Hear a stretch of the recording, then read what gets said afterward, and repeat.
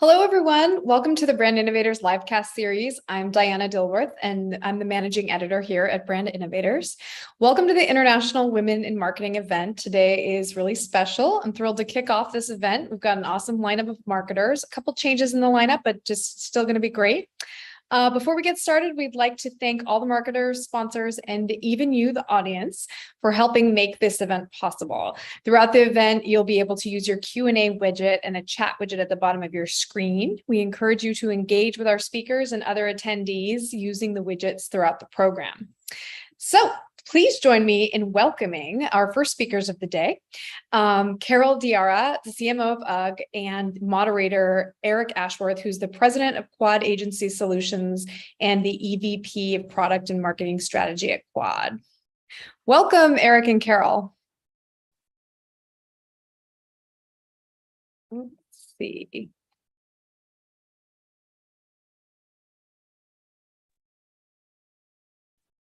Sorry, it was a Hi, little Eric. bit of a delay there. How are you? Good. Hi, Carol. Hi, how are you? Good. Welcome to both of you. Thank How you are for being here today. It's great to have you. Thank you. Thank you so much. Okay, well, I will get out of your way and let you two talk. Thank you so much. Thank you. And as the introduction stated, today we have the wonderful opportunity to not only spend a little bit of time with Carol Diarra, who's got a fantastic background and want to reach into that a little bit, but also learn more about such an iconic brand and something that I certainly have watched over the years evolve in UGG. So I'm super excited to spend a bit of time with you, Carol, but also to learn more about what you have in mind for UGG. What's happening with the business has obviously evolved over the years, and really interested to see what you were thinking about the evolution of the brand and what you're planning for the brand. But first, I'd really love to get into your background a little bit, because you've made a pretty significant jump when you came over to UGG. So I'd like to understand a little bit of your background in L'Oreal, how that more traditional CPG training impacted you, affected you, and how you're taking that and starting to leverage that as you've taken this great jump over to UGG. And I'd also love to know a little bit about your background too, because as we got to know each other last week, your living situation's kind of unique. So I'd love some backstory on that too for the audience, if you're comfortable with that. Okay, great. A lot to jump in then. So let's see. I'll start with my background. Well, I'll start with where I am. So I'm currently living in Paris, which is really exciting. I've been here for about a year and a half. This is my second time living in Paris. I lived here almost 12 years ago when I was with L'Oreal at the time, and I ended up marrying my husband, who is French, and we moved back with our two kids. So I have a daughter who's 7.5 and a son who's 5, and we moved back at the beginning of January 2021. And so it's been a fantastic opportunity to be back in Paris, but it's created a rather interesting work situation as we talked about last week. So I'll show just a little bit about that. So in general, as I mentioned, I started my career in marketing in L'Oreal many years ago, over 20 years ago. And I started in the New York office, and it was really just a fantastic time for the company. You know, we were on a mission at that time to become the #1 beauty company worldwide. And our CEO at the time, Jean-Paul Agon, just presented a fantastic vision of how beauty could shape and move the world. And I was really excited because I loved consumers. I loved how people thought about their physical needs, which are functional, as well as their emotional needs. And that's what really excited me about beauty, is that there's always this combination of both. Yeah. And then there's also this element of infinite innovation, and there's always so much going on. So as I enjoyed my career at L'Oreal over 20 years, it took me to Paris for 5 years for the first time, while I got to work in our global headquarters in Paris when I was on the Garnier brand and what we call the DMI, which is our Direction Marketing International, which was really an exciting time because I got to work across so many of the countries around the world in which Garnier was present, understanding consumers, digging into those insights, and understanding how markets are really different around the world, and how do you build a global hierarchy of a brand, global brand strategy, at the same time, make it locally relevant. And all of those experiences really, have paid off and prepared me throughout my career. So as I worked on a global marketing career, I then came back to the US and headed up what we called regional innovation at the time. I was working for Garnier and it was marketing, and I was working on Fructis and creating new lines of hair care. I worked on Olia, which was a new hair color brand. I worked on Fructis Style. So I got to work across a number of different product innovations during my time there, before I eventually had moved over to Garnier Skincare, stayed there for a few years, and then Vichy. I moved over and I was the head of Vichy for the USA, which was really an exciting brand. It was really when digital innovation was hitting. And so a lot of our marketing efforts were focused on leading influencers who were what we called kind of career moms who were obsessed with skincare. And so that was really an exciting time. I continued on my journey until I eventually left and became the CMO for Arbonne. And Right. Arbonne was very interesting because it was a company focused on social selling, but also in the skincare and nutrition space. So that's what I was doing right before I moved to Paris. And because of the pandemic and life situations, my husband was French and I was in the US. We ended up deciding to move to France to be together. And he took another opportunity with Facebook at the time. So that landed me in Paris and trying to figure out my next steps and my next move. And I got a wonderful call about UGG. And I was immediately excited because it's a brand that obviously I had strong nostalgic sentiment for. So I had my first pair of UGG boots when I was in business school in Boston. And I was a small town girl from South Carolina, found myself in Boston, and it was freezing. And I bought my first pair of UGG boots at that time, and they really lasted me throughout my career. And so even as I moved to Paris many years afterwards, I still had those UGG boots. So when I got the call, I thought, oh my gosh, this is fantastic. It's a brand that I love, that I have a personal connection to.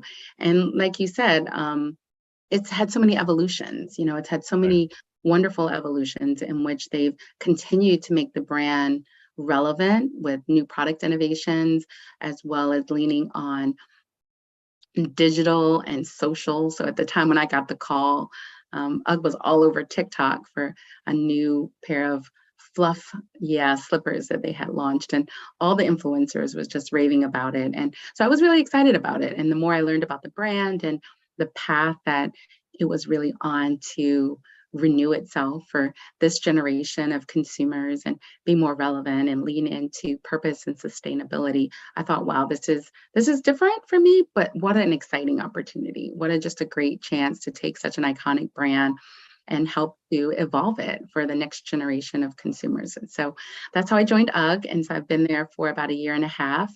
And actually, it's been 1 year coming up. It's not even a whole year and a half. So let's talk about that. Is a year and is a classically trained CPG beauty professional, right? With some pretty significant, if not market leading resources at L'Oreal. What do you do when you come in? How are you thinking when you come into a new role of head of marketing at UGG when it doesn't have the breadth of the notoriety, at least not globally, that you're going to get with a L'Oreal? Walk me through the first, second, third things that you were focused on to make sure that you got up to speed as quickly as possible and you could start putting some plans together.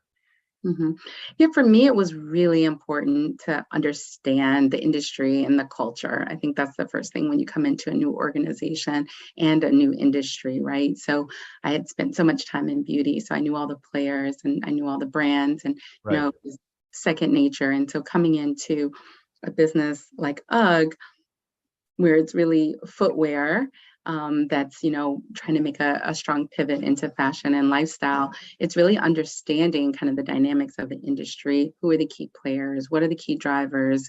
But all the things that I would traditionally do in my previous role, right? It was really understanding who are the competitors, what are their key kind of drivers, and then who are the consumers and what are they looking for across the space, right? So not only for our brand, but across the industry. And then just understanding the organization in terms of the resources and the capabilities.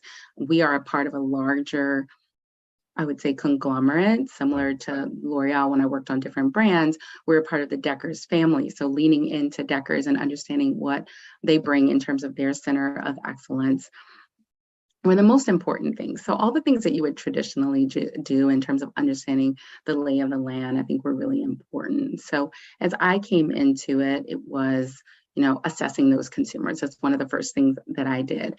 The brand had not had a global brand audit in a while. They had done it a few years ago, but we needed to really update that, especially coming out of the crisis in which we had made such a huge jump during the crisis and during the pandemic. We really wanted to assess around the world, 8 different markets. We talked to over 12,000 consumers to understand what's the perception, like you said, of UGG around the world. So that was one of the first things that I did to really understand what are the truths about the brand? What are those brand truths? What do they mean? And where's UGG positioned in the consumer's mind today?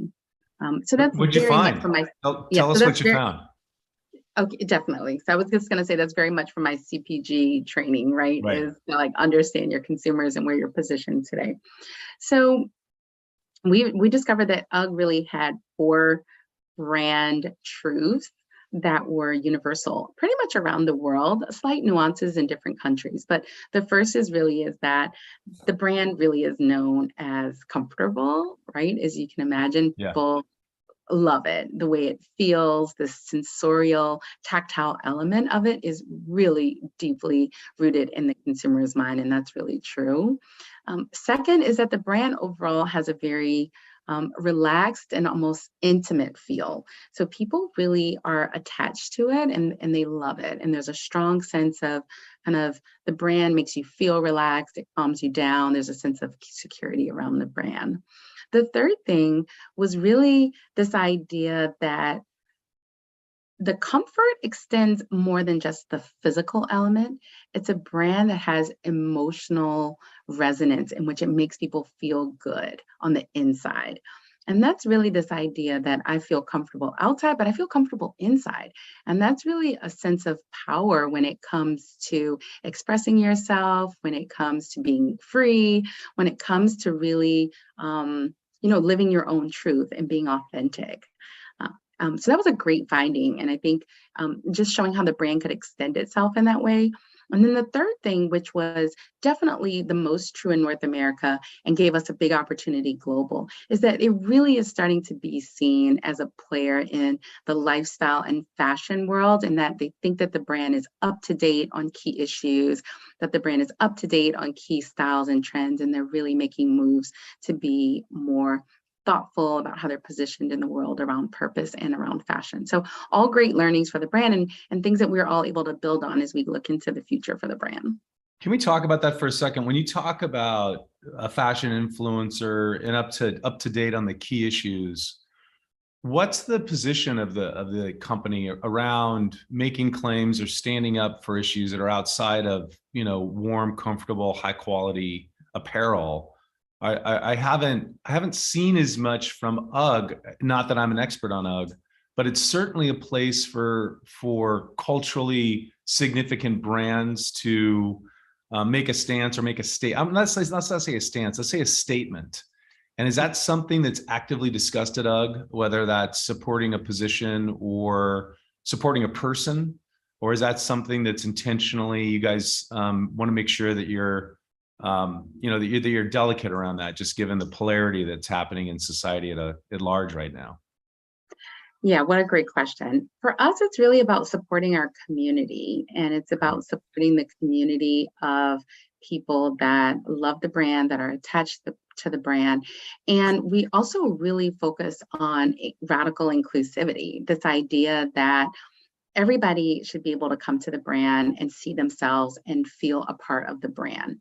And for example, we've always been a big supporter of the gay and lesbian community. And so for us, when we had Pride this year, for example, with the LGBTA plus community, we focused on making sure that we were at service to the community, and we were doing things that were in support of them. For example, we launched a campaign which is called Feel Heard. And as a part of this campaign, it was about welcoming all people to express themselves. But we also donated back to the Trevor Foundation so that we could provide mental health services for the community at large. And so we did that in the US. We also did that in Europe through a partner there.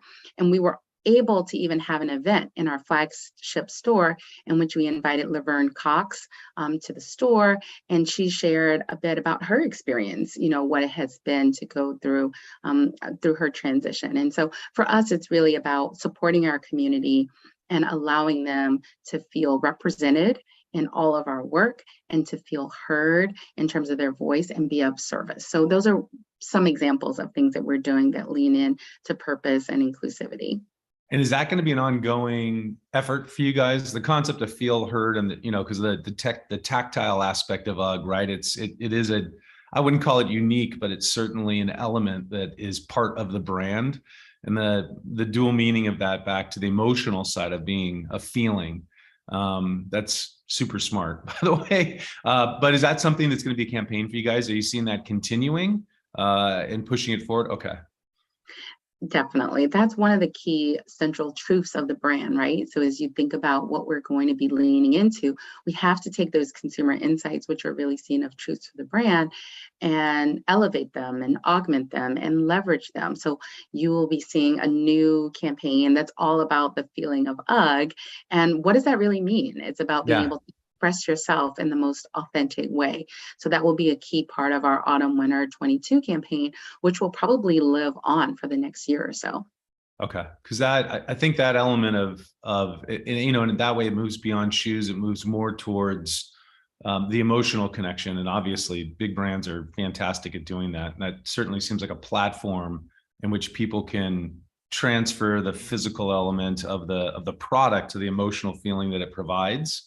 And that's when brands are brilliant, is being able to understand that and then deliver it in different ways. So that's actually, I'm looking forward to seeing that as Feel Heard continues to grow. It's a super smart idea.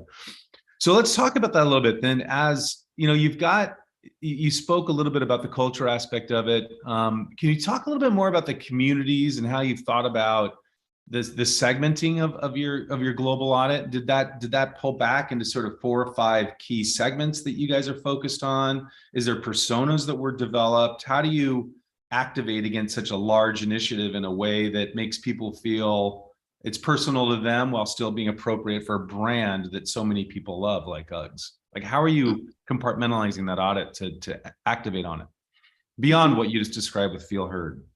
Absolutely. So the first part of the work that we did from a consumer perspective was the global audit, and really just assessing where the brand is and what are the strengths and weaknesses of the brand and what are some of the truths today. And then obviously we set an aspiration in terms of what are the things that we want to go to in the future. So the second and the third part of the work, I would say part 2, is really refining that brand strategy and articulating exactly who our design target is.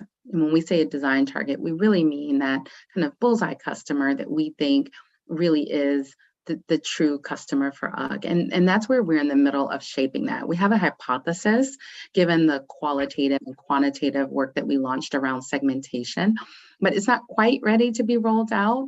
But there are these communities of people that really see themselves as representative of the UGG community, in which they are able to be, I would say, leaders in their community related to culture, related to fashion, related to arts, related to music. They really are at the pulse of what's going on. And they love to kind of take style, take expressions of themselves and make it their own. They're constantly looking for inspiration. They're constantly looking for discovery. And so this consumer, which we are still in the process of, I would say, refining, really is someone that we feel has a strong affinity to UGG, and they will be the consumer that will lean into for the future. Now, will we have other segments of people that we still speak to in terms of key customers? Absolutely. But we're kind of really honing our efforts on what's that key consumer who really see as the ultimate, what we call a design target for UGG. So over the next, I would say, few months, we'll be finishing up our segmentation and really kind of organizing them around personas, as you mentioned, and really articulating that through our brand strategy.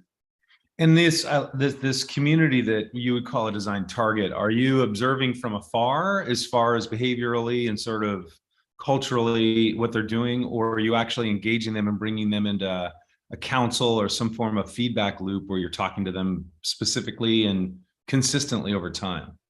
Mm-hmm. Yeah, that's a key part of it. So we observed their behavior. We obviously took a large set of data from a lot of disparate pieces of data. We did a full quantitative analysis for segmentation. And now the next phase of that will be this ongoing dialogue, just like you said, in terms of having continuous loop of feedback. And that will be a key part of how we will be threading the consumer in the heart of everything we do. And a lot of what I think is so true of brands now is the need to be consumer obsessed, and really the need to have your consumer the heart of all of your work kind of centered around them, around their likes, their desires, their aspirations, their dreams. And that's very much where the UGG brand is going. You know, I hadn't thought about this when we talked last week, but as you're looking at this design target, and you're learning about how they're going to be more innovative, they're going to be more cultural forward. If you would share, is there other lifestyle brands that sit inside this design targets realm that they speak of, or they reference, or they compare to? Obviously, it doesn't have to be apparel ones if you don't want, but they obviously have other brands, like, because I think that'll help this audience, because I've got a lot of UGGs in my house, right? I've got 5 people in my family, both genders, everybody has a pair of UGGs, but primarily it's footwear, right? Like there's a little bit towards non-footwear with one of my daughters, but not a lot. So without giving it all away, right? How does it frame from a brand experience? If you could reference other brands that these design leaders speak of or reference towards, can you share some of that to kind of help us understand how these brand leaders are thinking and engaging other brands? Yeah, I mean, it's hard to really say any couple of brands, because you look at them, there's several brands and they're all through different countries, right? They're all different through different countries. So, right. So when we talk about this design target, we're looking for commonalities at the global level, right? And so as we think about these cultural creators in the US, they might have a certain set of brands. In Japan, those same cultural creators might have a different set of brands. In China, similarly. So it's hard for me to really give you kind of one or two definitive brands, especially that really compete with UGG, because one of the key things is that that's fantastic about this brand is anytime you ask somebody what or who do you see as a competitor to UGG, most people cannot define a key competitor. Yeah, it's tough. It's really tough. It's like UGG kind of sits almost in a category of its own. Yeah. And you might have other shoes, you might have other boots, you might have other things in your wardrobe, but none of them are truly identified or seen as an alternative to a pair of UGG boots. So in many ways, I'd love to give you, kind of a bullseye and say, well, this is the consumer, and this is, these are key competitors that we are looking at as the cultural creator. It's really hard for me to do that because we don't have those. And like I said, they're slightly nuanced by country. And, I mean, obviously, if you think about brands that are doing well in culture overall, they're going to be brands like Balenciaga and Gucci. They're going to be brands like New Balance and Nike that are doing Right. things in the zeitgeist of culture in general. Yeah. But that would be almost an overstatement if I said, okay, those are the definitive brands of our cultural creator. It's a little bit more nuanced than that. Yeah, and it's like also it's Uggs. It's the comfort of indoor slippers in an outdoor or out of home format, right? So it is. I don't know the space as well, but it certainly was when it came on the scene years and years ago. It was the comfort of being inside, but walking outside or being outside, right? And that hadn't been done before because it was always it's just was different. You didn't have that degree of comfort as you walked through the grocery store, right? It just didn't exist. So it certainly is a brand in and of itself, and from that standpoint. Absolutely. So let's push on that a little bit more. You spoke about international, and I didn't ask you earlier.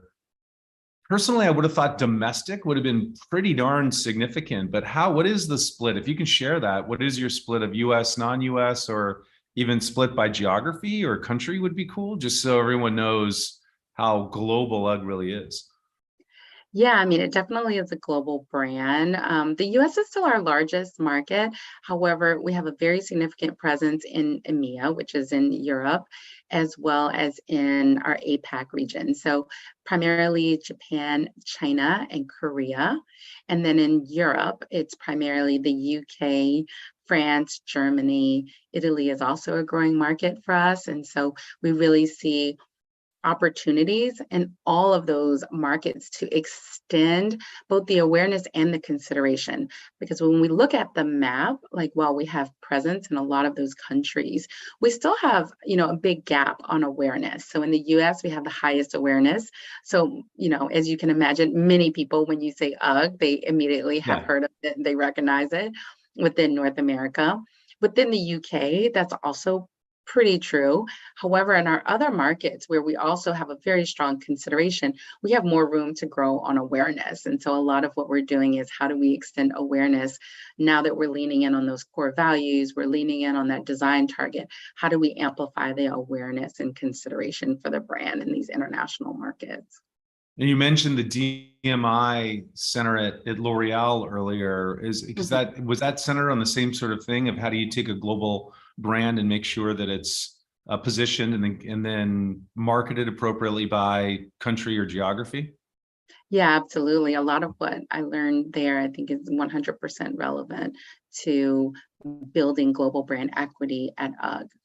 Yeah, because I worked at Colgate and I worked at Levi's, and it's the same sort of thing. As you go into different geographies, especially with a brand like Colgate, it can mean something completely different in Latin America than it does in the US or in Europe. So it's that walk me through that. How are you balancing that? Are you over concentrating on markets where you see significant opportunity or you see significant growth? And I would imagine in some markets you're going to stay with your established positioning, your established products in order to get the right degree of awareness and perhaps repeat before you move into other product lines. You're doing that by the different countries that you mentioned, and you're supporting that globally. Like that's a big, okay. So that's where it's helpful to have a resource like Deckers or something behind you to get the right foundation behind something so big. Like that's ambitious.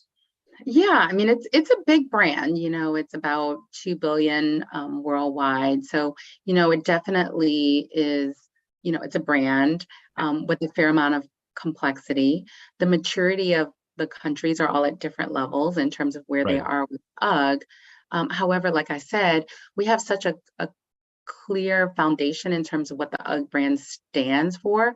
We're using that to first clarify the brand strategy. And then as we go into each of these key markets, we'll be unlocking kind of what are the key levers of growth in each of those markets, right? So for a market like Germany, for example, that market really has, a huge opportunity on awareness for UGG. And here it's really about the practicality, the craftsmanship.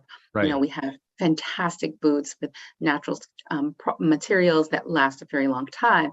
So telling that story through that lens of quality and craftsmanship are very important, while at the same time speaking to communities in Berlin about fashion and being more relevant in that space.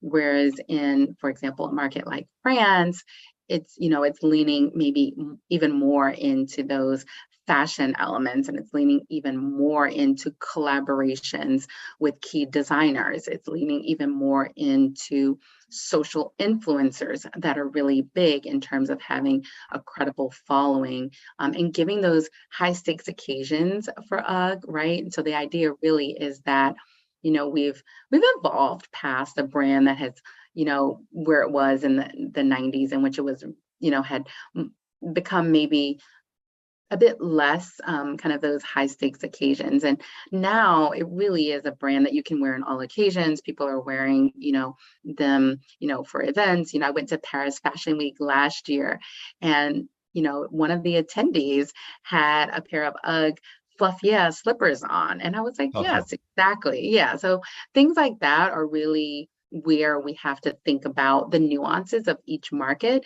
and Right. how do we make sure that the brand is showing up in the most relevant way for those audiences.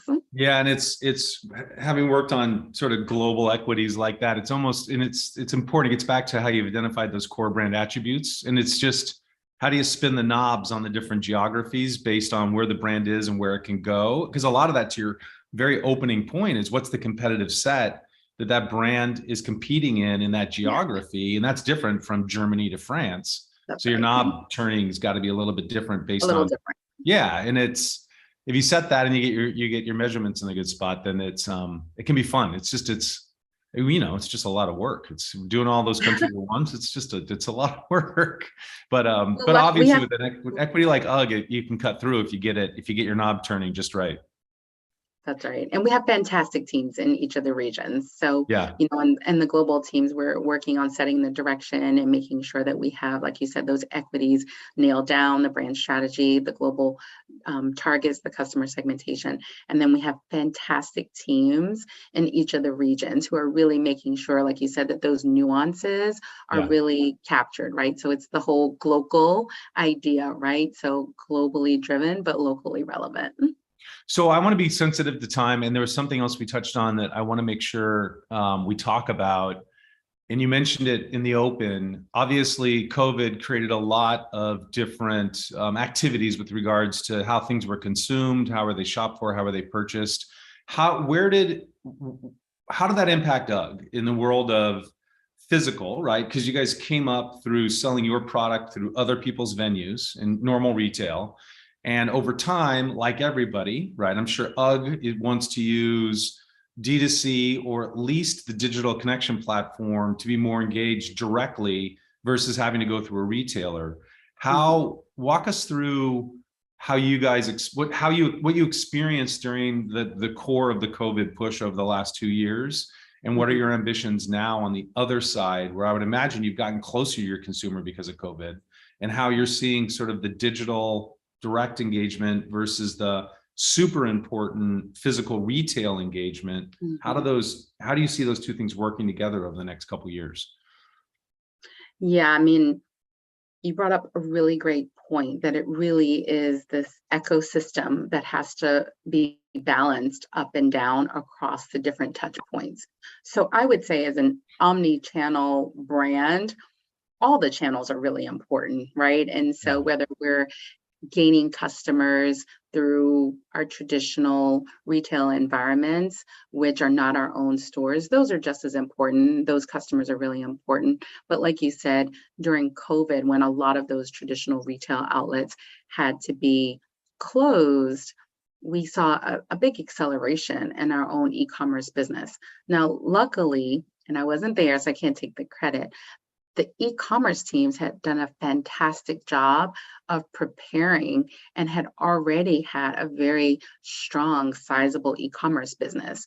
And so when the stores were closed, we were able to very quickly lean into those capabilities, including omni-channel capabilities. And, our business grew significantly during this time, largely because people were locked inside. Shopping. And not only shopping, but the whole 2-mile trend really took off, in which people could, dress only to go in a 2-mile radius.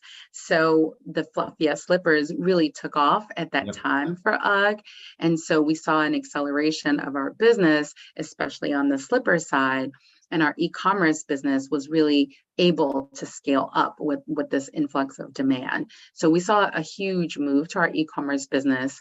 And then simultaneously, as things started to open up, we opened up a flagship, one of our first flagship stores in New York City around the same time as COVID. So we had this interesting dynamic in which we opened up a new flagship store, which showcased a lot of our apparel and our lifestyle offering, as well as kind of the influx and growth from our slipper business. So for us, we had a lot of new learnings to lean on and grow. So we saw our D2C business overall grow significantly during this time period.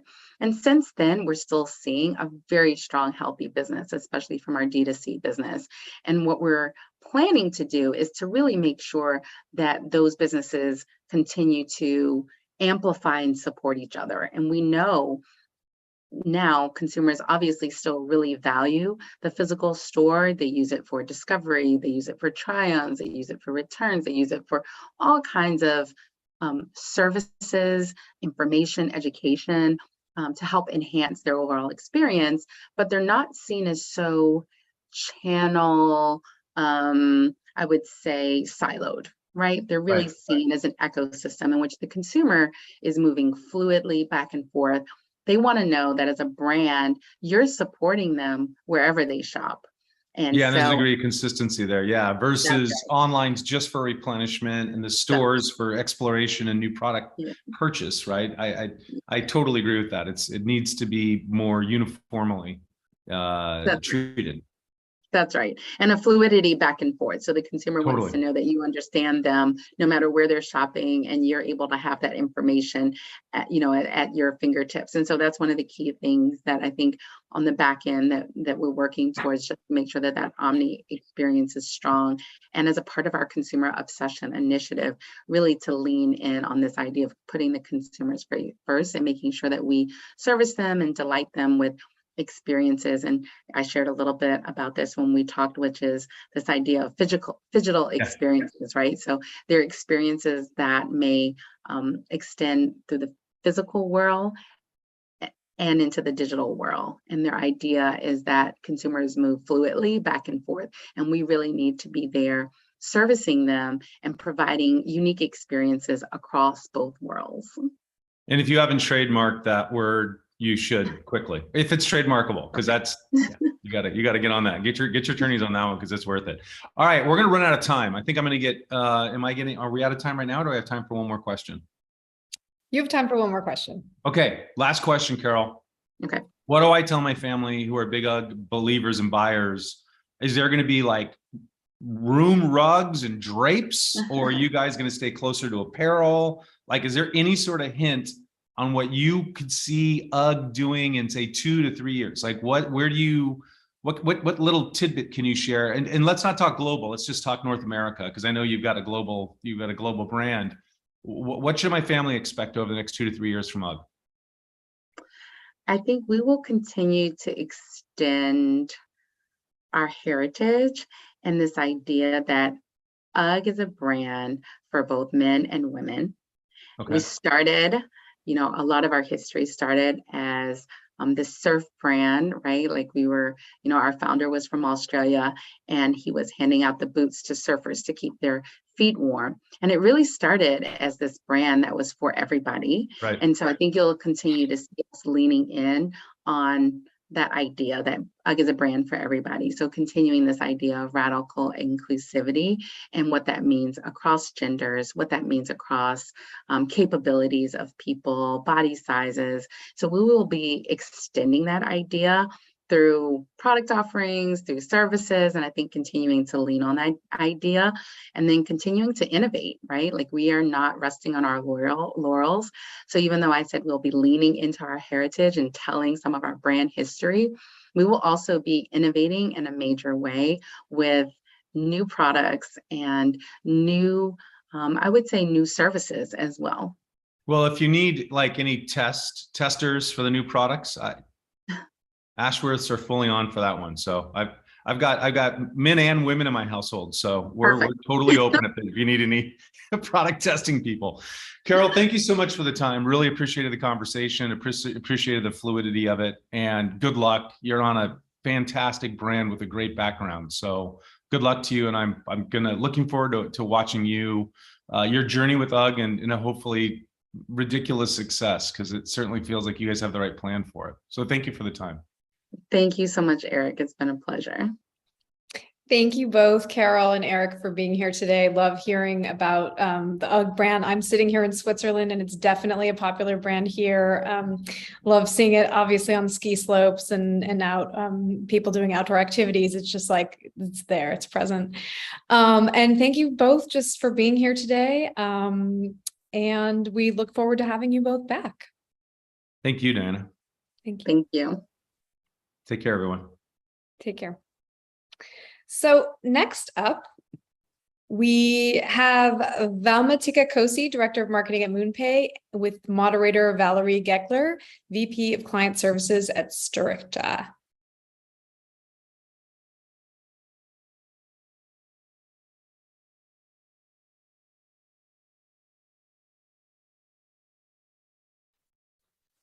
Well, thank you so much. Good afternoon, Velma. It's nice to see you. Nice to see you too, Valerie. And I think it's good morning to you. It is. So good afternoon to our international folks and good morning to those of you in the US. My name is Valerie Geckler. I am Vice President of Client Services at Sterist. We're a data and identity-driven marketing technology and solutions company.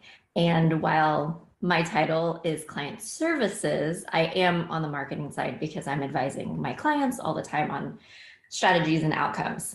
So that's a little bit about me, but I'm excited to talk to you, Velma. So would you kick us off by telling us a little bit about you and maybe your career journey up until this point? Yeah, absolutely. So yeah, thank you again for having me. Super excited to be here today. So I'm Velma Tika Kosi. I know, I get it, it's a difficult surname, but originally from Finland. That is the surname, Finnish. Yeah, I'm currently the Director of Marketing at MoonPay. And I think my career journey started in the UK, where I moved for my studies. So I did my undergrad and master's in London. And I think I'm one of the rare people who actually studied in the UK and actually is working within the field that they studied. So I studied management with marketing in my undergrad and international marketing for my master's degree.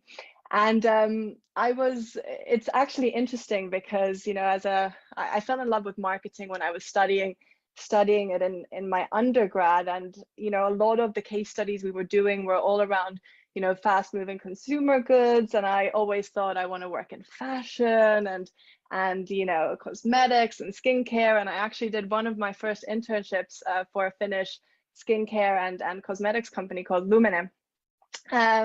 So yeah, I was very set on that direction. But then very randomly during my master's, I needed a bit of extra money and I got introduced to this guy called Richard Muirhead. And he was running kind of a venture platform called Firestarter at the time. And I did an internship for him. And, you know, Firestarter was investing in very early stage, you know, tech companies. So that was my introduction to the world of tech, and you know, I never looked back since.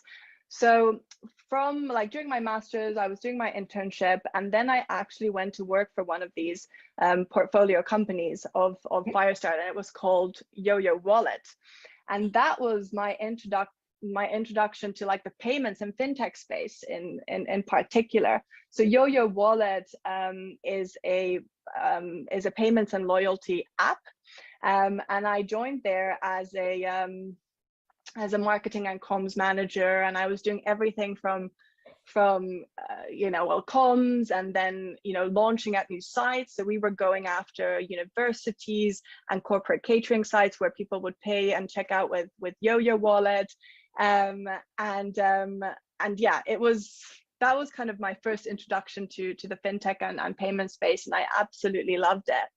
And from there, I did a stint at an IT company, which was also based in London, and that was marketing and campaigns. So I started focusing more on campaigns and using HubSpot as a marketing automation tool. And then from there, I then got approached by Ravelin. I was really missing, working in IT, technology, but I was really missing that startup vibe. I was missing, the payment space, and I got approached by Ravelin, which is a online payment fraud detection and prevention company for online merchants. So, for example, I don't know if you know the likes of Deliveroo. Ravelin is the fraud tool for that company and many others. So I joined them. So quite early on, right? So I think I was employee number maybe 25. Yeah, and I was there. I was there for 3 years in the end, and within that time, it grew to I think 120 people, which is very different to the growth we're experiencing now, which I can elaborate a bit more on. But yeah, I joined them as the head of campaigns, and then within 3 months, I became the head of marketing ops, and I was building a team. I built a team of over 6 people, and just putting processes into place, building a team and really building this demand generation engine, which actually led me to MoonPay. So after 3 years, when I didn't really have anywhere to grow at Ravelin, Ivan, who's the CEO and co-founder of MoonPay, reached out to me on LinkedIn, and MoonPay was looking for their first marketing hire, and MoonPay had found out about me or approached me because MoonPay was assessing Ravelin as a fraud tool for MoonPay. So they'd come through my demand gen engine and came through as an inbound lead, and so I think they liked what they saw, what I'd done at Ravelin, and they approached me to join MoonPay as the first marketing hire, and 1 year later, here I am. Very cool. Now, I think you teed it up a little bit, but what MoonPay is doing is also really interesting. So I know we're going to talk a little bit about crypto, but we could have a whole webinar just talking about crypto. So you don't have to go into incredible detail, but, give us an understanding of what MoonPay does. Yeah, no, absolutely. So the MoonPay's mission is to bring the next billion people into the crypto economy. And how do we do that? We do that by, making crypto and NFTs easy. So actually, Jimmy Fallon mentioned MoonPay on the Tonight Show a couple of months ago, and he said MoonPay is like PayPal but for crypto. So that's exactly it, right? We're an infrastructure layer at the moment, so we're a super easy, plug and play solution for brands, crypto companies, marketplaces, creators to integrate MoonPay's plug and play widget into their existing platform, app or website, right? So MoonPay has built, the building blocks for tomorrow's crypto economy, and it's the easiest way for the end users of these of the companies or the brands, for their end users, to buy and sell crypto and NFTs. So within that stack, this integration that they do with MoonPay's widget, they get the KYC and onboarding, they get the regulatory and compliance because MoonPay has that all sorted, right? The fiat rails, the fraud prevention, the crypto brokerage and custody. So yeah, that's it in the nutshell. That's what MoonPay is in a nutshell. But a big focus for us has been and is NFTs. So we believe that NFTs, so non-fungible tokens, have really made crypto more culturally relevant, right? Hence, maybe, as I mentioned, Jimmy Fallon, but we've been really focused on the creator economy, because we think that's where the world is heading. Web3, a lot of these creators creators and brands want to bring their IP to the masses, and to their fans and to their communities, right? So that's been a big focus for us. So yeah, we've been helping a lot of high profile individuals. I mentioned Jimmy Fallon. Paris Hilton was actually yesterday on the Tonight Show as well, and she was also telling how she just bought an NFT through MoonPay. Post Malone, Eva Longoria, for some of these high profile individuals, we've helped them to enter that crypto economy, right? So in some cases, we're the first touch point for them to acquire crypto or NFTs. So yeah, and I think just to round it up, MoonPay was founded in 2019, so we're a pretty young company, but we were bootstrapped until we raised our Series A in December. We raised a historical Series A, a 555 million Series A at a 3.44 billion valuation. So that's been our journey so far. Yeah, that's amazing. And the other thing you said that I can't pass up is you've got these really cool celebrity shout outs. So you mentioned Jimmy Fallon, you mentioned Paris Hilton, Eva Longoria. So as marketers, I think those are mentions that some of us would kill to have. Are those things that happened organically? Are those things that you have sought out, some of those celebrity, for lack of a better word, endorsements? And also, when you get them, how do you capitalize on them? Yeah, no, great question. So in all honesty, everything happened pretty naturally and organically. There was clearly a gap in the market, right? As I said, MoonPay is making crypto and NFTs easy, but buying NFTs, it hasn't been seamless. It hasn't been easy. So MoonPay wanted to offer these high net worth or high profile individuals a hassle-free way to purchase NFTs and crypto.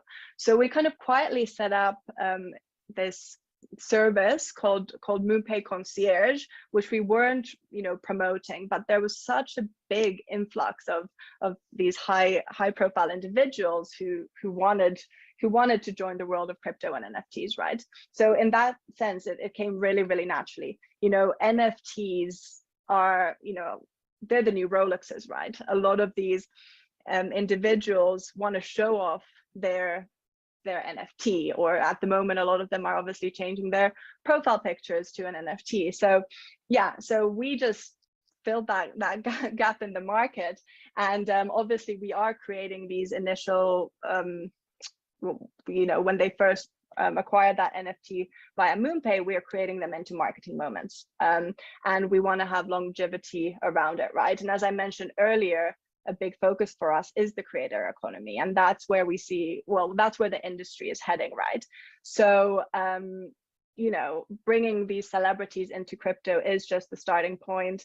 At some point they will be, whether it's having their own avatars, or whether they're going to be doing NFT album drops or NFT, collections, or, concerts in the metaverse, MoonPay will be there. So that's it sounds like it's one of those probably, even at the basics of marketing, you talked about when you were in school, that product comes first, right? So you were providing a service, you were filling a gap in the market where people, and that's what draw people to you. And then you just get the shout out because you're providing a really awesome product. So I think that shows that relationship between what you're marketing and how you market, and you can't really separate the two.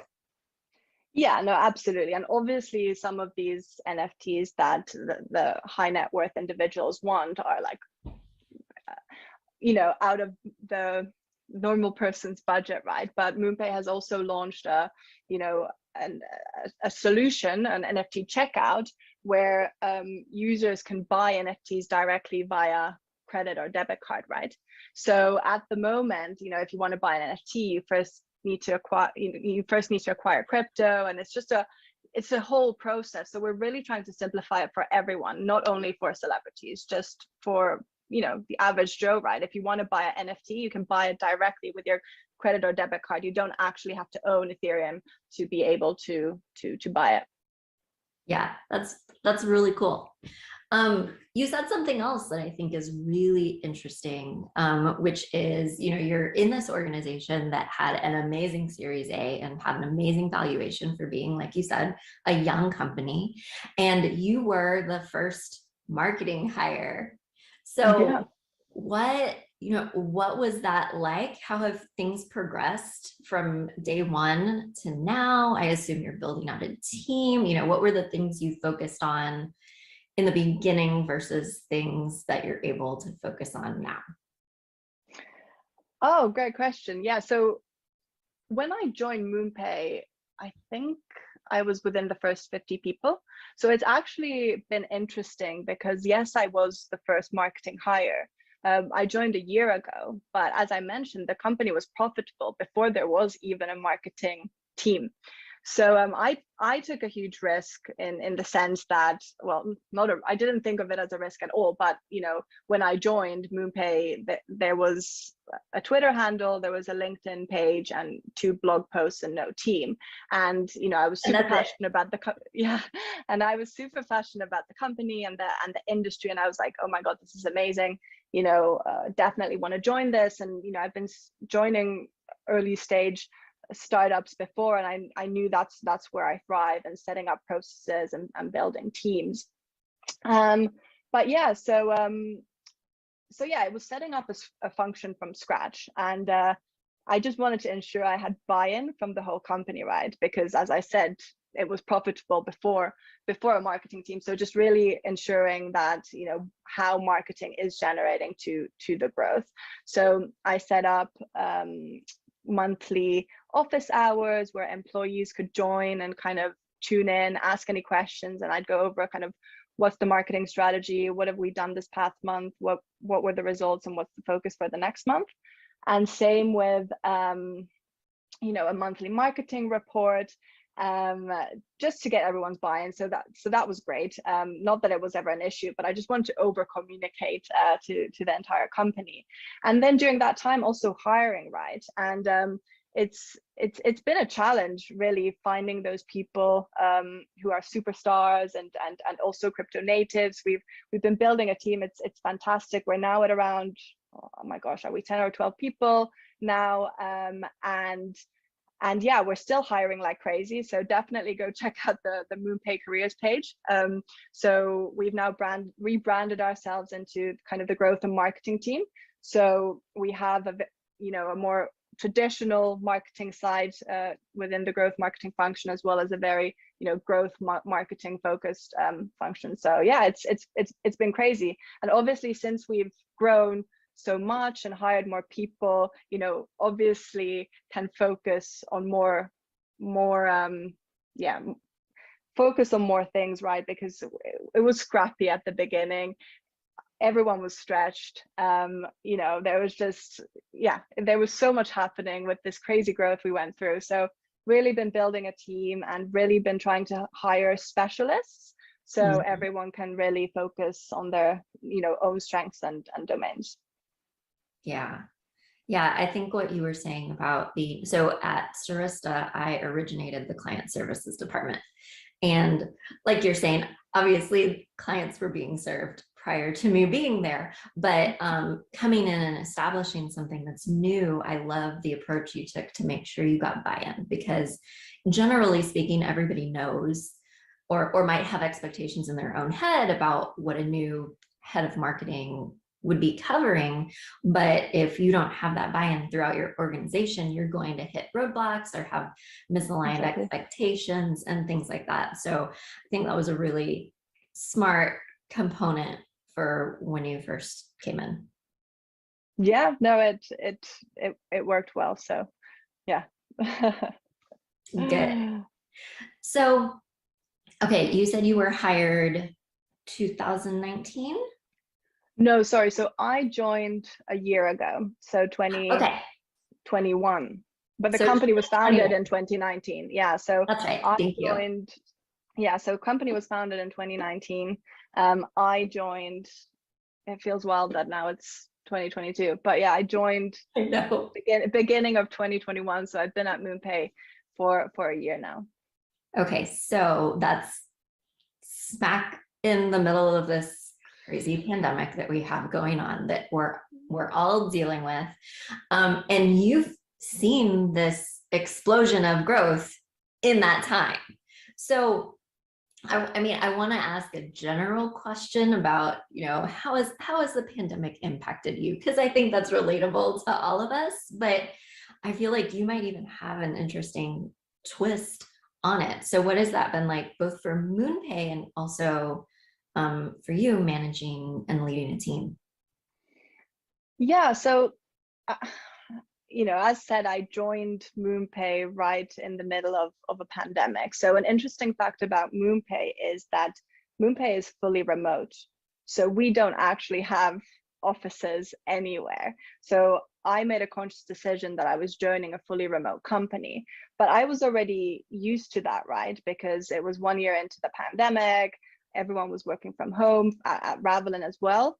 But, we did have a London office at Ravelin, and, everyone was on the same time zone. So it was a completely different scenario than joining MoonPay, where it was fully remote. So they've been fully remote since like pre-pandemic as well, right? So since 2019.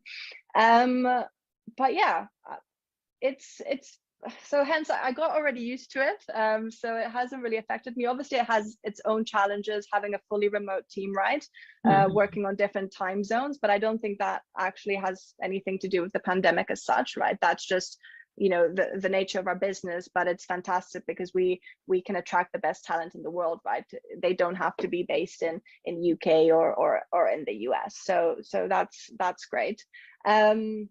But yeah, it's challenging, right? Especially for a fully remote company, you still need to have those face-to-face interactions, and we're very keen, and as a company culture, right, we want to do quarterly team offsites and company-wide kickoffs and events, but it's just been impossible this last year with COVID and the restrictions changing constantly.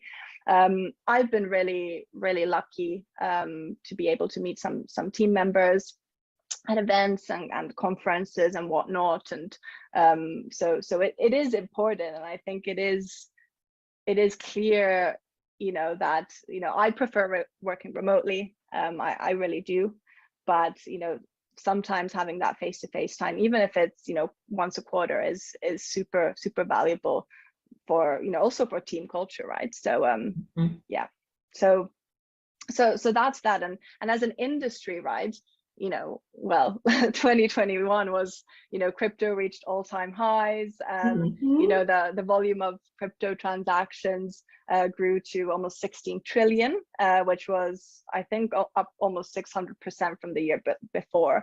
And NFTs in particular, like 2021 was really the year that NFTs became more mainstream and came on people's radars, right? So I think NFT trading volume was also 23 billion last year. So from an industry point of view, the pandemic did not slow down overall. Definitely that digital first. I mean, it is the digital space. So, not bogged down by lockdowns and things like that is nice. Yeah, absolutely.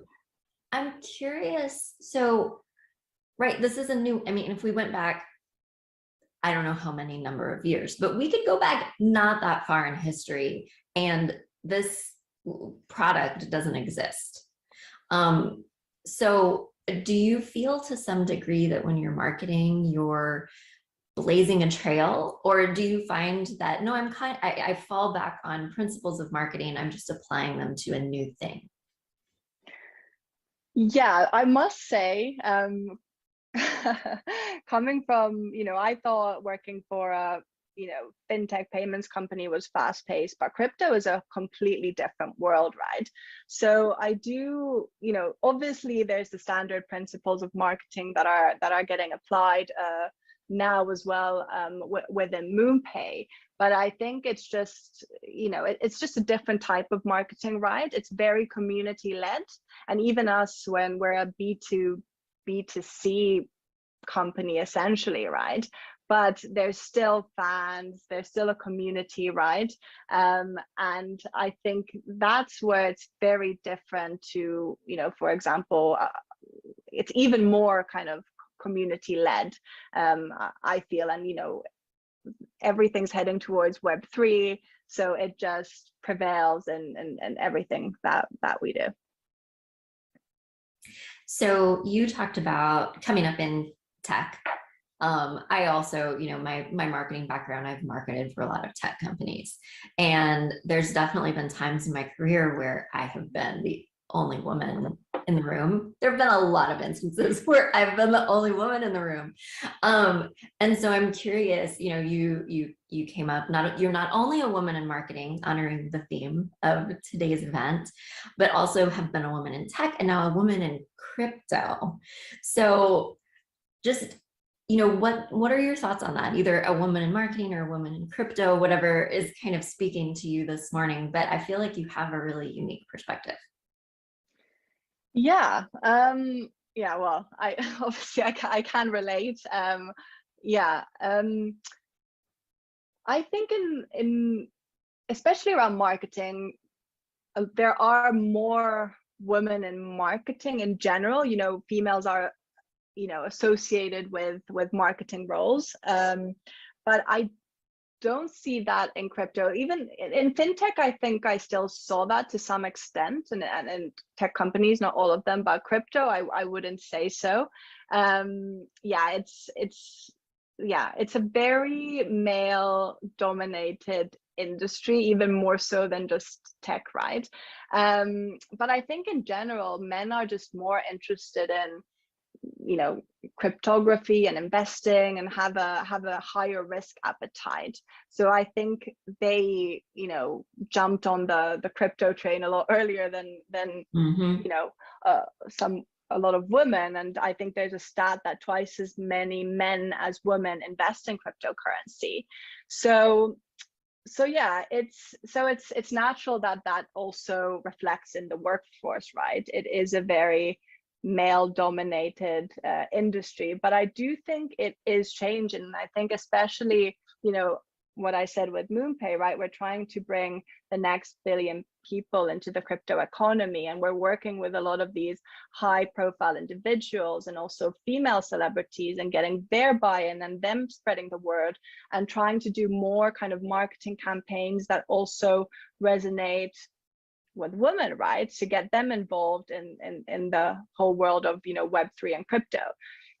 So it's interesting, but I do find that, the women who are in crypto are super supportive of each other. It's a fairly new thing, right? And everyone's here learning, everyone's helping each other out. And it is, as I said, crypto is very community driven, whether you're, whether you trade or you invest or whatever you do, or whether you work within crypto. So that's been lovely to see as well. And I think women are supported, and I do think that, the industry as a whole want to bring more women into crypto. So I think that's been great to see and to be part of. Is there anything you mentioned Web 3.0? Are there anything in the marketing world that is coming up, like trends you think we're going to see more of, either in your industry or just marketing in general? Oh, good question. Well, yeah, as I said, more and more kind of community driven, experiential. I see a lot of, companies are starting to explore their kind of Web3 and strategy, the metaverse. So I do think that's where the industry is heading. Well, the whole world is heading, actually. And I think also, it's all around experiences, and I think, yeah, I think that's a big trend that I'm seeing. I think face-to-face events are making a huge comeback. People are miss that because of the pandemic, and within these at these physical events, it's all going to be around experiences, experiential marketing, and really blending the digital and physical. So that's where I see, those are the trends that I'm seeing, and where the world of marketing is heading. I'm curious about the flip side. So maybe anything you wish would go away, or anything that has gone away that we're like, oh, thank goodness. Oh, what am I glad that has gone away? I haven't thought about this for a while. Well, like I think, because you're digital first, I don't want to not print, but one of the things I love, because I came up through digital as well, is just like the measurability and the attribution that comes from so much digital activity. Yeah. And I assume that a lot of your marketing is heavy on the digital side. Yeah, very much so. And we're very data driven, and that's how we make, or try to make, most of our decisions, right? And measure success. So yeah, we're very digital first. So yeah. Thinking about what you were saying about and they might be two different answers. I think you've had a really cool career path for somebody who's maybe younger, about to enter marketing, or they're wrapping up their degree. I wonder if you might have any advice for them. And then even for somebody who's interested in crypto, or seeing, hey, I see this huge opportunity in industry that has a ton of growth. Maybe there's great career growth for me there. What are things you would want somebody, who's early in their professional marketing career to know about? Yeah, no, great question. So I think it's just taking risk, right? So like, speaking from experience, I've joined so many early-ish stage, startups, and that's what's led me here. I've always been taking risks, and you don't have to figure out everything instantly, right? Marketing is constantly evolving, and it's such a broad, remit, and you can't master everything in marketing. So I think it's super important that, dabbling across, testing out different areas within marketing, really seeing where what you enjoy, and also what you're good at, and then really focusing on that, right? And as I said, even at MoonPay at the moment, we're really hiring specialists. So I would recommend kind of going down that route. And yeah, as I said, you can change your career, you can change your discipline, like, further down the line. You don't need to master everything. I think it's just being curious, wanting to learn, taking risks. And at MoonPay, for example, one of our core values as a company is Kaizen, which means continuous improvement. So there's a stat that 1% improvement each day amounts to, I think, 3,700% over the course of 1 year. So, just focusing on those small continuous improvements. So that's kind of, I think, the biggest advice. But yeah, entering the world of crypto, again, that goes back to just learn, educate yourself. It is complex, but there's a lot of resources online. Having that kind of basic knowledge is a good starting point. Trust me, like, 1 year in crypto is like 10 years at another within another industry. So the learning curve is super high. And I think, you know, especially early on in someone's career, it's not expected that they're a crypto native.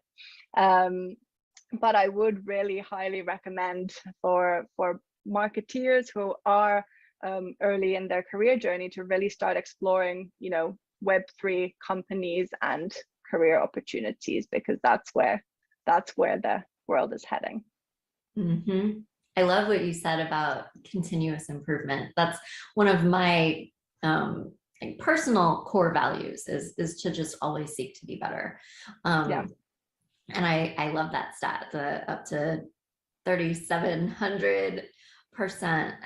I could see, you know, maybe when I was younger and I was, you know, earlier in my career and figuring things out, seeking big changes, right? Like you have to come in, if somebody was in your situation establishing a marketing department, you know, I have to come in and make giant sweeping changes or people aren't going to think I'm effective. But so often it's, I wouldn't want someone to overlook those little wins, Yeah, because those all add up. they do. Yeah. Kaizen, it's a good value to follow or live by. Do you know that word sounds, is that from another language other than English? It is. Is it Japanese? I think. I don't mean I'm to just put you on googling the it. spot. That's all right. I think it is Japanese, but let me just check. We can Google it later We can. and send out a link. Well, kai means change and zen means for the better, but I assume it's Very Japanese. cool. Somewhere from you know, Asia. They know their cool. zens. Very cool.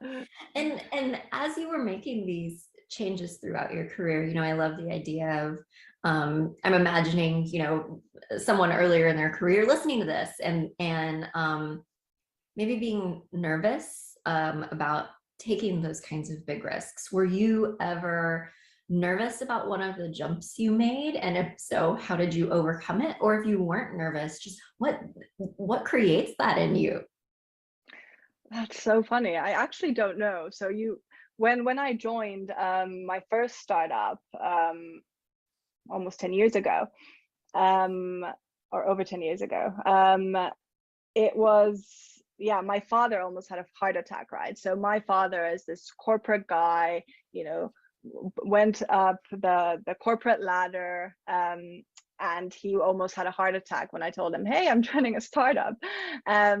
And he was like, no, don't do it. And I still did it. Maybe I was just rebelling and I was like, yeah, I want to do this.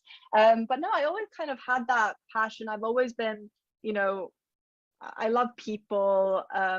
I like being in environments where, you know, decisions are made fast and, you know, you don't have to go through a million processes. So I wanted, you know, I tried to surround myself with people like that and companies like that. So yeah, soon after, my father understood startups and started making some very tiny investments into startups himself. He still had a heart attack when I told him that I'm going to join a crypto company. He's now, yeah, I think now he gets it, but yeah, but yeah. So was I nervous? Yeah, to some extent. I had a lot of pushback from, you know, family and friends, especially when I was joining crypto. But I think the people who are not educated enough to understand about Web3 and the you know, the opportunities that lie there, they had a lot of pushback. But I do really think, as we discussed, like 2021 was really the year when you know, crypto and NFTs went mainstream. So I think it's really changed the way people think about the industry as a whole, and really see the opportunity and the value and the greatness there. But yeah, I just pushed through it. I always trusted my gut. Well, I love my parents, but your dad has a leg up on my parents, because I'm pretty sure if I was going to a crypto or an NFT company, they would not know what that is. So your dad is, I think, ahead of the curve. You've taught him well. Yeah, now he should be, but when I first joined, oh gosh. You had to put those marketing skills to use. Yeah. Had to come up with good messaging. Exactly. Exactly. What, I always think it's interesting. You've talked about, the ebb and flow. We talked a little bit about, some of the risks that come with trying something new. It could be now at MoonPay, or it could be any other time in your career, but what are some of the biggest challenges that you've faced, and how did you tackle them? Great question. So I think now at MoonPay, I can speak about, a challenge. And I think I mentioned it earlier, and it's hiring has been a big challenge. It's not that, we're not attracting great candidates, but we're being very, very, critical, as we should be, like after our, Series A, and, we're now a $3.4 billion company, right? So we need to hire the best of the best. So we have this, a bit of a mentality, like if it's not a hell yes, it's a hell no. And it's been tough to hire. And I think especially, crypto, for some people, if you're not passionate about Web3 and crypto, it probably isn't a great fit, especially for more senior roles. But it is still a bit of an unknown. And I think now, after our funding round and, all of these celebrity, all of these celebrity partnerships that we're doing, our name is a lot more known, and we have so many people applying, but hiring has been challenging. And I think that's affected me in terms of, being just stretched and just, which isn't great, and not being able to switch off. But that's also because I'm so passionate about the company and what I'm doing and what we're building, and there's so many amazing projects that I'm currently working on. So it's been really challenging for me to switch off. So I think I set some boundaries. I was very much in a yes mode most of last year, which was great, and I was loving it, but I knew that it wasn't sustainable to do that forever. So I went on holiday in December, and my phone broke on day 2 of my holiday, and then I decided, when I got my new phone, that I'm not actually going to install my work email and Slack on my phone.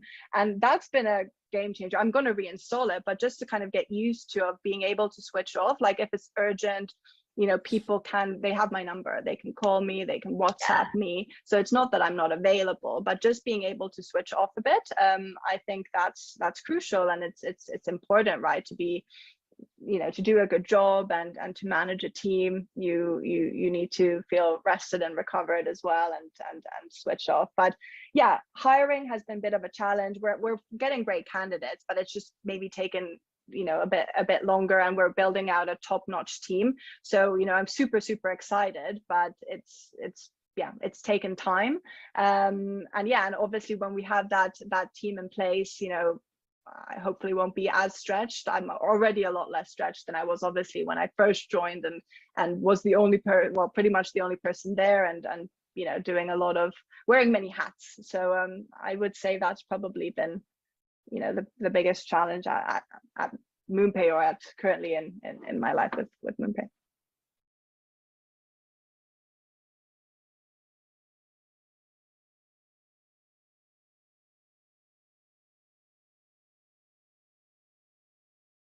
Hi, yes, Hi, sorry, Neela. I'm just sorting out my technology. I understand. How are you doing? Yeah, good, thank you. How are you? Great, thank you. Welcome. Thank you very much. So I work for a direct-to-consumer brand within the Assurant group called Protect Your Bubble. So we're about 14 years old, and we're a specialist gadget insurance company. So insuring your phone and your tech, which is obviously great because we have so much tech nowadays, and we can't be lost. We'll be lost without it. So part of my role there is basically to retain our customers. So it's having a look at how we can retain them, having a look at the customer journey, different touch points that we have and evaluating that. Making sure that we are customer first and digital first, because we're a digital brand, and that's really important. And one of the other areas I also have a look at is our regulatory communications. So working within the financial services, there's lots of jargon within there. So it's just making sure that our communications are toned correctly to our customers, the right tone of voice, all that good stuff, which I guess as customers, we take as granted that the brand should know what they're doing. And also, I'm just like the customer champion and the advocate within the business. So I fight for our customers to make sure that the center of the decisions that they make. But my background is customer relationship marketing, which is I'm passionate about, loyalty and retention, and that's kind of my space. And I've kind of been in that for the last 10 years. So yeah, it's exciting. Excellent. Thank you. So can you talk about, as a woman in marketing who's been doing this for the last decade or so, can you talk about what strategies you have used to gain success in your career? Yeah, so I kind of have a look at in terms of what your goals and objectives are and what your vision is.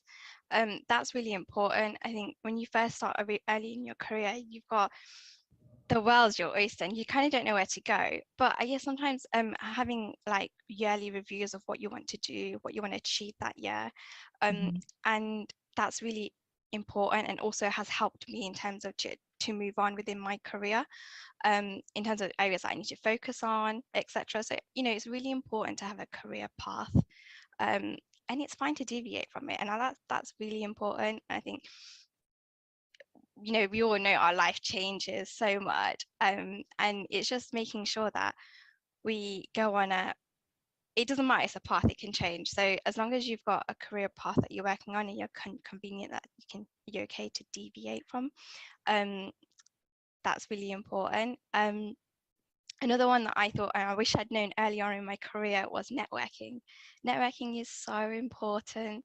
When you try to network with different people within your industry, whether it's in marketing or different channels, also outside of different areas, you get to learn and develop, and you can share ideas, but at the same time, it's great to build that network. There's loads of networks on social media for forums, etc. Like Women in Marketing and Women in Email, for example, is some as well.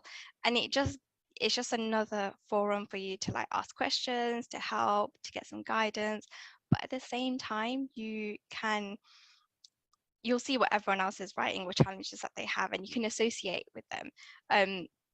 Especially if you work quite a lot on your own, or you've got a small team and you're not in part of a big marketing team, because that's not how most marketing is done nowadays. We're quite small and compact teams now. So I think that's really helpful and has helped me within my career in terms of some of the challenges that I have had in my career in terms of like where to go for career progression, but at the same time of for example, working in CRM, there's always challenges within data. So it's nice to just share ideas and challenges that you have, that others also have the same challenges within their business. It's just slightly different, but you can share strategies and ideas and how you overcame them together, which is nicer. And the other thing I think is also really important in terms of gaining success is having a mentor. So it could be one mentor, it could be multiple mentors, it could be internal in your organization, or it could be external. And just having someone else to bounce ideas off is really important. And that's not associated necessarily with your work. So you can just, you've got that outsider view and opinion, which is, I think, really helpful in terms of helping you grow professionally as well.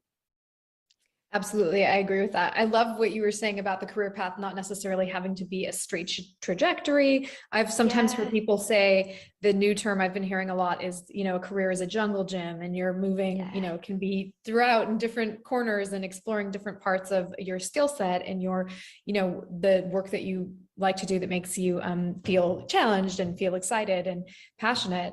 And then this other part when you're talking about networking, which I think is so key, for anybody in any career, but definitely women in marketing, it is special. And nowadays with the pandemic where, we're all working from home and things are on Zoom. And as you mentioned, marketing teams consolidating and getting smaller.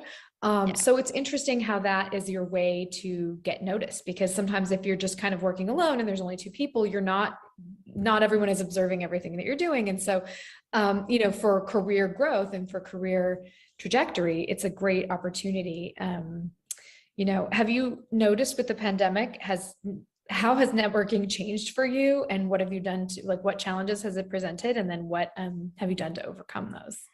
I guess a challenge for me is pre-pandemic. I used to go to loads of events in London, and that used to be my opportunity to network. But since post-pandemic, I haven't had the opportunity to do that. So for me, I'm still working out what networking means, if that makes sense, in the new virtual world. I've got a few ideas that I'd like to do and pursue, like, being a bit more vocal on LinkedIn, for example, and showing my ideas and thoughts. But what I have found is finding out forums of women of marketing, or moms in marketing, for example, and flexible working groups. All that type of stuff has helped me in terms of some of my challenges that I've had. So and that's made it a little bit more easier. So in terms of normal networking, how we always used to go to events, etc., I'd be interested to see how the next year pans out for that, because I think they've been you can do it on Zoom, which is absolutely great, but it's really difficult when you're in a room full of like 20, 30 people to be on Zoom and then have a voice in a conversation. I found that quite hard. So yeah, I'd be interested. I would love to go back to networking in the traditional form, but I've had a look at different mentor programs that there are out there, and just having one-off sessions, etc., and just gets you a different perspective on your career goals and paths, etc. But yeah, I'd be interested to see how networking changes nowadays, going forward, especially now things are opening up, whether everyone goes back to the traditional networking ways or whether we find a halfway house. Yeah, exactly. This hybrid version. I know exactly. At Brand Innovators, we've been doing so much virtual content and networking, live casts and roundtables, and even wine tastings. And we've just been experimenting and yoga classes and just things that, potential, different ways to network online with people in the industry. And so I know, but we've also been doing smaller in-person experiences. So I love that. And I do imagine that as we go back to more in-person things, which of course are the best and really fun. I mean, I think you and I met in person at an event, and that's the way that, this works well. But I think there will be this hybrid thing going forward. And we'll have to see, because as you mentioned, it really helps outlining your goals, and, networking though can really help the career growth. So can you talk about what advice you would give to other women working in marketing? So one I'd give is to be assertive. I think us as women, when we be assertive, we generally get negative comments associated with it, compared to our male counterparts. And I think we need to just stand up strong and overcome that.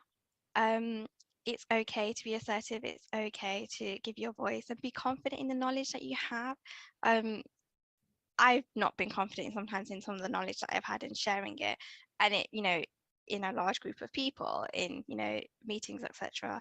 But I think over the years, I've managed to build that confidence, and that has really helped. And it's not only helpful in your professional career, but then it gives you that boost that you need inside, that, it's okay to have a voice, and you can talk about how, your views and opinions and your professional knowledge that you have. It is important. So I think that's really important. Again, building a network.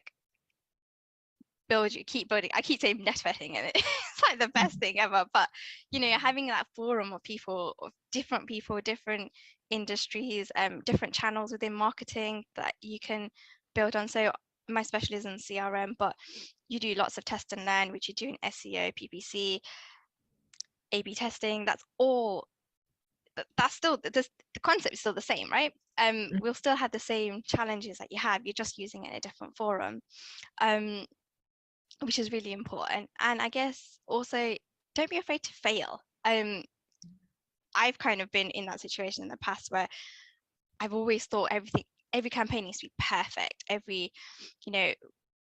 needs to be the best thing that you can send out. But does it really? You really need to think about, okay, right, innovation, agile working, can we do lots of test and learn and start developing results, for example? And if it doesn't work, that's okay. We can go back to the drawing board. We can have a look. We've got results now to have a look at why it didn't fail or why it didn't work.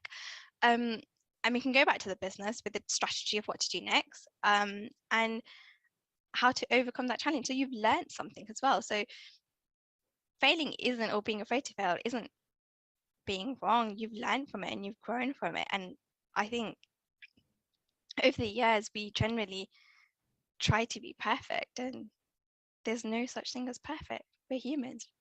Yeah, absolutely. That's such good advice. Is there an example of something where actually you took a risk and then, it was better of a campaign, or you learned, or the data, maybe you took a risk, failed, but then the data taught you something that got you much further than you would have been had you not taken that risk? Yeah, so originally, when I first worked in email marketing, we didn't really use that many tracking. So we used to use Google Analytics, but we didn't use any internal tracking within our tracking links. So it was the case of investigating and finding out how we can link the tracking back to our internal systems, and changing that URL that we create, for example. So that was quite a hurdle and a challenge, but it involved working with one of my colleagues who works in aggregates and affiliates marketing, because they use tracking quite a lot. So it was kind of talking to them, working with them, and just trying it. So we tried it for a few campaigns and we saw results. And the benefit of that is, for us, we got to see more than Google Analytics gives us, because when we got to see it linking to, we could see that customer who's bought and all the information associated that, whereas GA, or Google Analytics, apologies, terminology, it gave us an overall view, which was fine and perfect for reporting. But if you want to drill down into a bit of the behaviors, etc., we weren't able to do that in this instance. So that just changed how I did any of the campaigns that I sent out within email, because I made sure there was 2 types of tracking inside there. And it's good to sense check as well that way. If you've got it, great, do it and try. And it was just trial and error. There's a few times it didn't work, and we had to go back to the drawing board to see what was wrong with the tracking, etc. Work with the developers, and it's just working together as a team to make it successful, because marketing is about working together. You're one piece of the pie. Can you talk about how within your organization you're working with other members of the team from different corners of marketing, different channels, different, and avoiding these silos so that you're actually serving a better product to customers? As you said, there's a lot that goes on behind the brand. Yeah, so we try to have, I think it really comes down from top down. So the comms that come down from top down are really, really important, and making sure that everyone's on the same page. So within our business, we have yearly objectives, we have monthly reports which go out, but at the same time, we've all got a sense of what the brand is and what we want to achieve for that year, and that helps us in terms of what we want to achieve in any of our campaigns that we have. So we're a digital brand, so digital is at the heart of everything that we do. We put our customers first, so making sure who we know our audience is, we're making incremental changes within the business, or any of the campaigns that we work on, and that's kind of helped in terms of our tone of voice, of how we communicate with our customers. So the guys that are on TV will have the same tone of voice that goes out in email, for example, and we'll know who's seen what, etc., and that type of stuff. And that has really helped, because sometimes when I've worked in previous marketing departments, it's really easy to be channel specific, and you forget about the customer, still one person, but they'll be exposed to loads of different channels, or like different marketing channels, or different marketing that the brand send out. And we as marketers need to think about that when we're communicating with them. So whether that's on TV, SEO, PPC, well, what are they seeing? We need to make sure we're sending out the same message to them. And having that consistent communications from top down has helped us. So I guess you're looking at it from a commercial perspective, having a look at the customer perspective, as well as the operation. So, the guys at ground level who speak to the customers day in, day out, make sure we're involving them and also listening to them alongside the stats that we have, because that adds value. Mm-hmm. Absolutely. I think that's a really good point. It's interesting, as a data-driven marketer, can you talk about the role that helps as a data-driven marketer in a digital-first brand? How does that help you drive retention? How are you, learning more about your customers and maintaining these relationships? Yeah. So I guess data is your best friend. And you need to do the analysis to see what the data is telling you and the story that it tells. So, having slice and dicing it in different ways. And that's where it really helps, having a really good analytic team and models, etc. So profiling your data, having a look at behaviors, what are the traits and trends and that are coming out from that data that you have. So I think in marketing, you can get really bogged down with like too much data.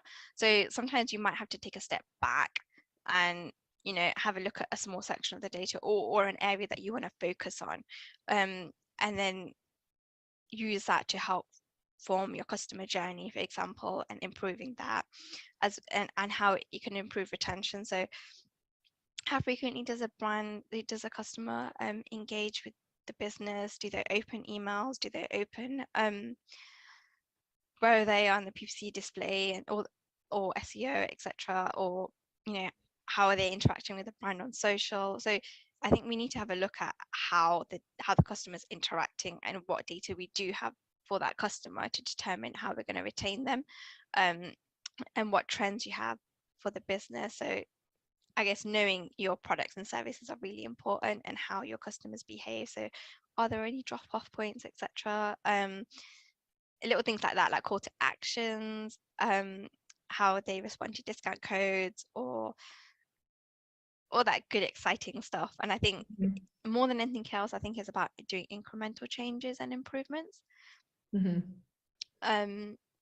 Because then you can learn from that as you go along, because I guess retention is a long-term game. So you might do something, it might take a while for you to get the results, but that's absolutely fine. But as long as you are continuously learning and developing and making changes, that's what's really important. That's what I found really important. Absolutely. And I imagine you're aligning the specific points of data that you're looking at is to align with what the business goal is and what the long-term impact is. Yeah, and commercials. And I think that's one of the really important points is, even though you're looking at data, don't forget the commercials. Also, don't forget the customer at the same time. So it's making sure we've got a balance between the two. So if you've got a drop off at a certain point in your funnel, in your customer journey, have a look at why it's dropping off. Or are the agents in our cases, are they calling at the contact center, for example, and completing the journey that way? And sometimes might just be thinking outside the box and reaching out to different parts of the business to complete that picture, to find out what's going on. Absolutely. That makes so much sense. So it's interesting to me, and I actually just thought of the question from one of the last sessions that they were talking about was Velma has had a career very much in tech, and you have as well, working on the tech side and the data side of brands. And I'm wondering what your experience has been like as a woman in those roles. And are you often the only woman in the room with other men? I know we talked about how in marketing there are a lot of women, but maybe in the tech side there's less. And like, what is your experience of that? And so generally I think I've noticed that there's very few senior leaders within marketing that are women, and I think it's sometimes quite difficult to get up to those high level roles, I guess. But it has been challenging. But I guess where I've overcome those challenges of being like the woman within that room, for example, is knowledge. And I think that's really important in terms of what knowledge you have of the area, and speaking and networking with other women, because when you have some challenges or you have difficult conversations, you might not know. I'm in situations, but I haven't known how to deal with it the best I could, and it's easier just to go into your shell, which way then you don't portray your voice or your value, your what you're trying to communicate very well. And I found that reaching out to women within forums has really helped me. One, to bridge that knowledge gap of how to articulate yourself in those conversations and in those environments, but also the fact that it's not just, I'm not the only woman within the UK that feels like this. It's a global, it's all women within technology, and we're all in the similar situation, so we can share and help and support each other, and I think that's really helped. But it is very hard. Like, you have to be confident enough to reach out to someone and say, I need some help, can someone please give me some guidance? And that's a learning in itself. Absolutely. I love that example, because there's so many resources available, but you really have to make that decision to reach out. Yeah, because you can read loads of guidance and advice on the internet. There's so much there. But sometimes just putting it onto a forum and having loads of women, in this case, like respond back, it's, you get this sort of different perspective. But at the same time, it's specific advice for what the situation that you are in, for example, or you have been in similar sort of thing. So I think that's been really nice. And that's the power of the internet and technology, that our world is so much smaller now. It doesn't matter. You can be in America, you can be in Australia, and we're still facing the similar challenges, but we can all work together collectively to strengthen our place in the business and within tech. Absolutely. Yeah, the community building and social networking is just incredible. Yeah, definitely. It's so great. I was thinking that someone, and what you were saying, sometimes being in that room and feeling that challenge. I was interviewing someone the other day, and she's put it so succinctly. She said, well, remember, there's a reason that you're there. Somebody invited you to this meeting, somebody gave you this role because you have this expertise. You are the data driven marketer who has this expertise, and you're there. Now, sometimes as that data driven marketer, you have the data to deliver bad news. That's unfortunately the thing you have to do at work that day. But, they've hired you to do that. And by doing that, you can help solve the business challenges, because admitting that there is a problem or admitting that there is a challenge is probably the first step to overcoming, okay, how do we get more subscribers? How do we increase our customers? How do we, increase drop off, instead of, we've been acquiring all these new customers, but the retention isn't there, the loyalty. And so it is important, I think, that memory that, you're doing your job. Yeah. And it comes back to being confident within that environment. So I think we spoke about it earlier about, don't being afraid to have a voice and be confident about your knowledge, because there might be loads of men in the room, but that doesn't matter. It's you have a purpose there, and you bring that purpose to that table or to that business, and it's just remembering that as well when you're there, so along with that knowledge and that confidence gap. So yeah, absolutely. Can you talk about what your brand is doing to communicate to your target audience, just as a digital first brand? Yeah, so we have a look at data and review our different touch points and customer experience. So we regularly do that. So our shopfront is the website. So we make sure that it's streamlined and customer focused and easy as possible for customers to make an informed decision on purchasing that insurance. So having all the key points there, what are our benefits or having our insurance, making sure you've got the right click-throughs in the right place in the different pages on the funnel. And like, for example, it only takes us a few minutes to buy insurance on our website, which is absolutely great. So for our target audience, it's quick and easy. They can make an informed decision, and they've got an email in their inbox. They've bought the insurance, everything's there, and it's streamlined. And I think and we've got an online portal as well, so the customers can go to that online portal for any information and content that they need.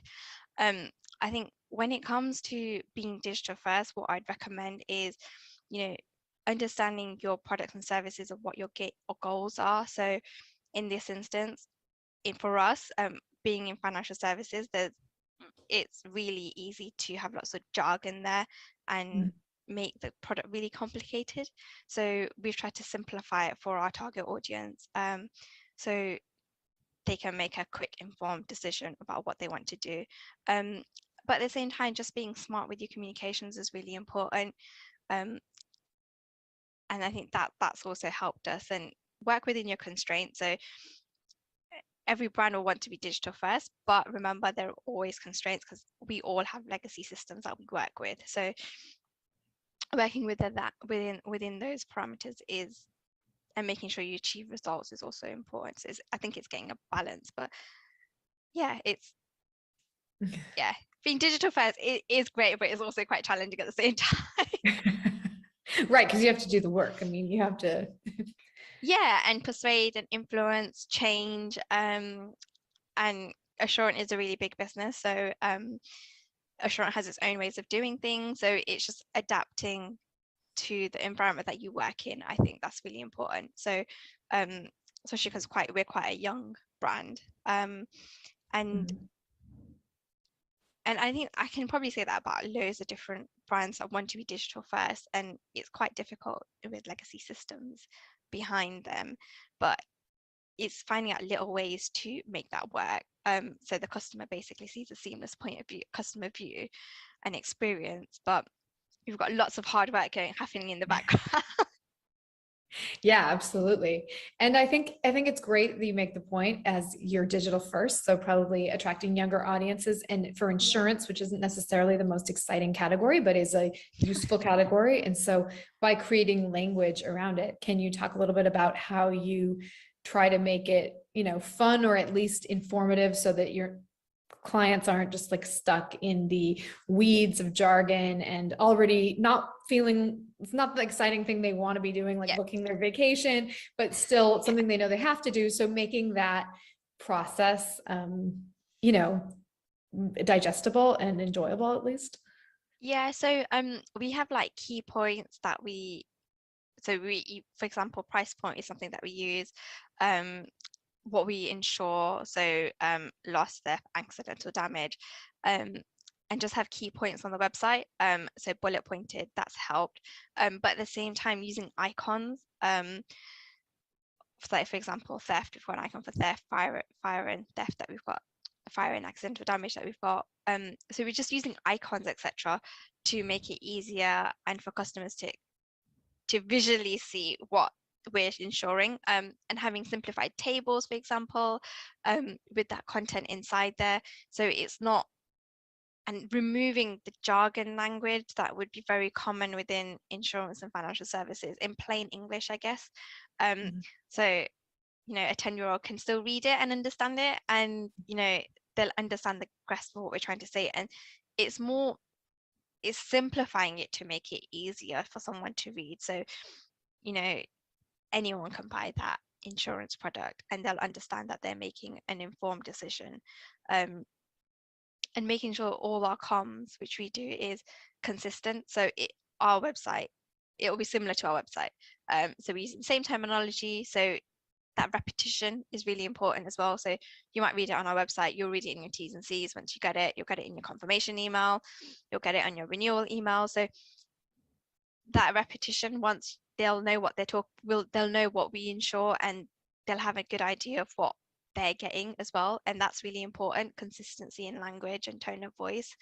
And that makes it easier and customers are more likely to engage with the brand that way as well, because you're setting the ground. The worst thing I've seen is, when you read something and you have to reread it again and reread it again. I'm just like, I'm still not very clear, and that makes it difficult.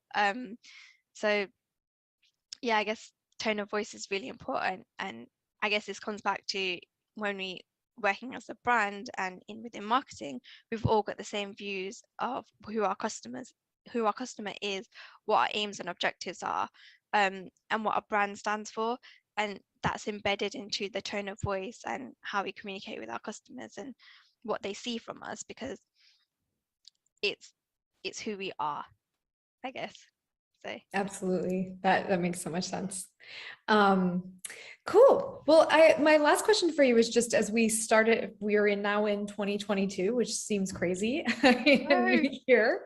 I'm curious what trends you expect to see this year, just could be in general in marketing or digital or in insurance or just for women in marketing. I'll let you decide which direction to take it. What are your predictions for this year?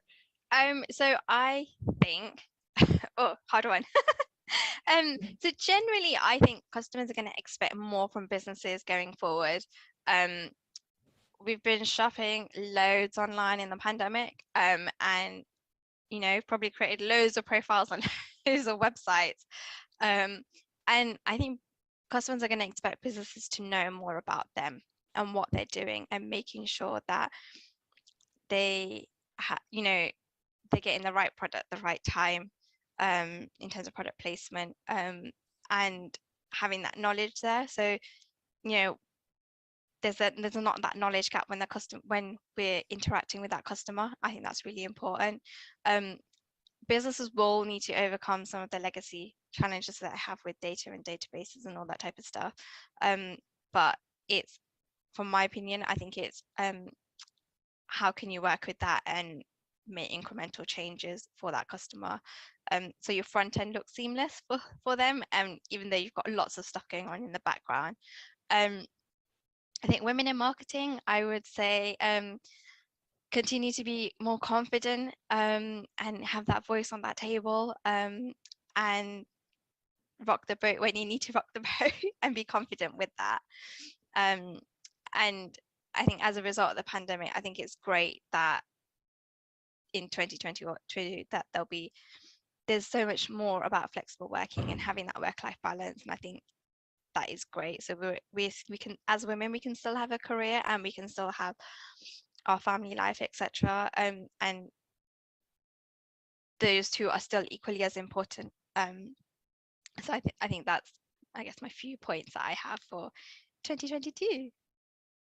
Wonderful. Thank you so much. I appreciate those. And I definitely hear that. And think there is this more balance coming out of the pandemic. Yeah. As we've had these last 2 years in each other's homes, Yep. hearing the dog bark or the baby cry or whatever. And it is this like compassion that's coming, as part of the workplace. And I'm curious where that will go, but I definitely think that there's more understanding and more flexibility because, we're here, we're getting the job done, and showing up and doing our work, and that these other things are not, holding anything back. Yeah. If anything, we're getting to know each other more at work on deeper levels as, as friends and as communities, and, knowing each other more than just like, oh, this person's really smart about data, or this person's really smart about, brand campaigns and writing the copy for that. And so it's great to have this more dynamic view of our coworkers. Yeah, definitely. Excellent. Well, thank you so much for this session. I know we have our other speakers in the waiting room. I think Brianna is going to promote them. So yes, I'm just... Thank you so much for inviting me. I really Thank you enjoyed so our much chat. for being here, Neelam. It was great chatting with you as always, and I look forward to talking to you again soon. Cool. Take care. Bye. Take care. Bye. Bye.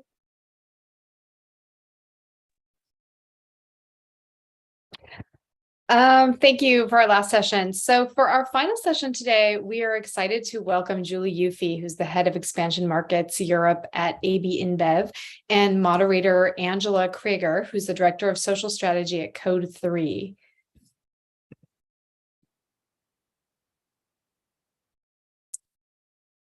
Welcome, Julie. Welcome, Angela.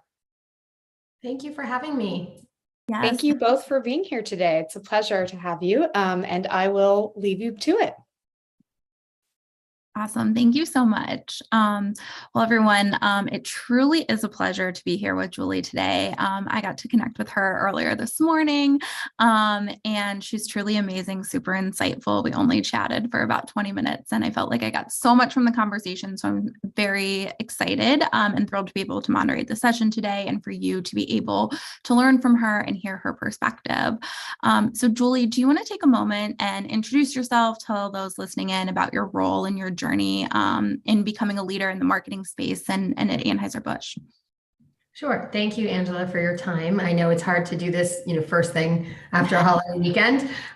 So I'm Julie Yuffie. I lead our expansion markets or our growth markets in Europe for AB InBev, or Anheuser-Busch, as you might know it in the US. I've been in the marketing CPG world for quite a while. After grad school, I started at Mars first.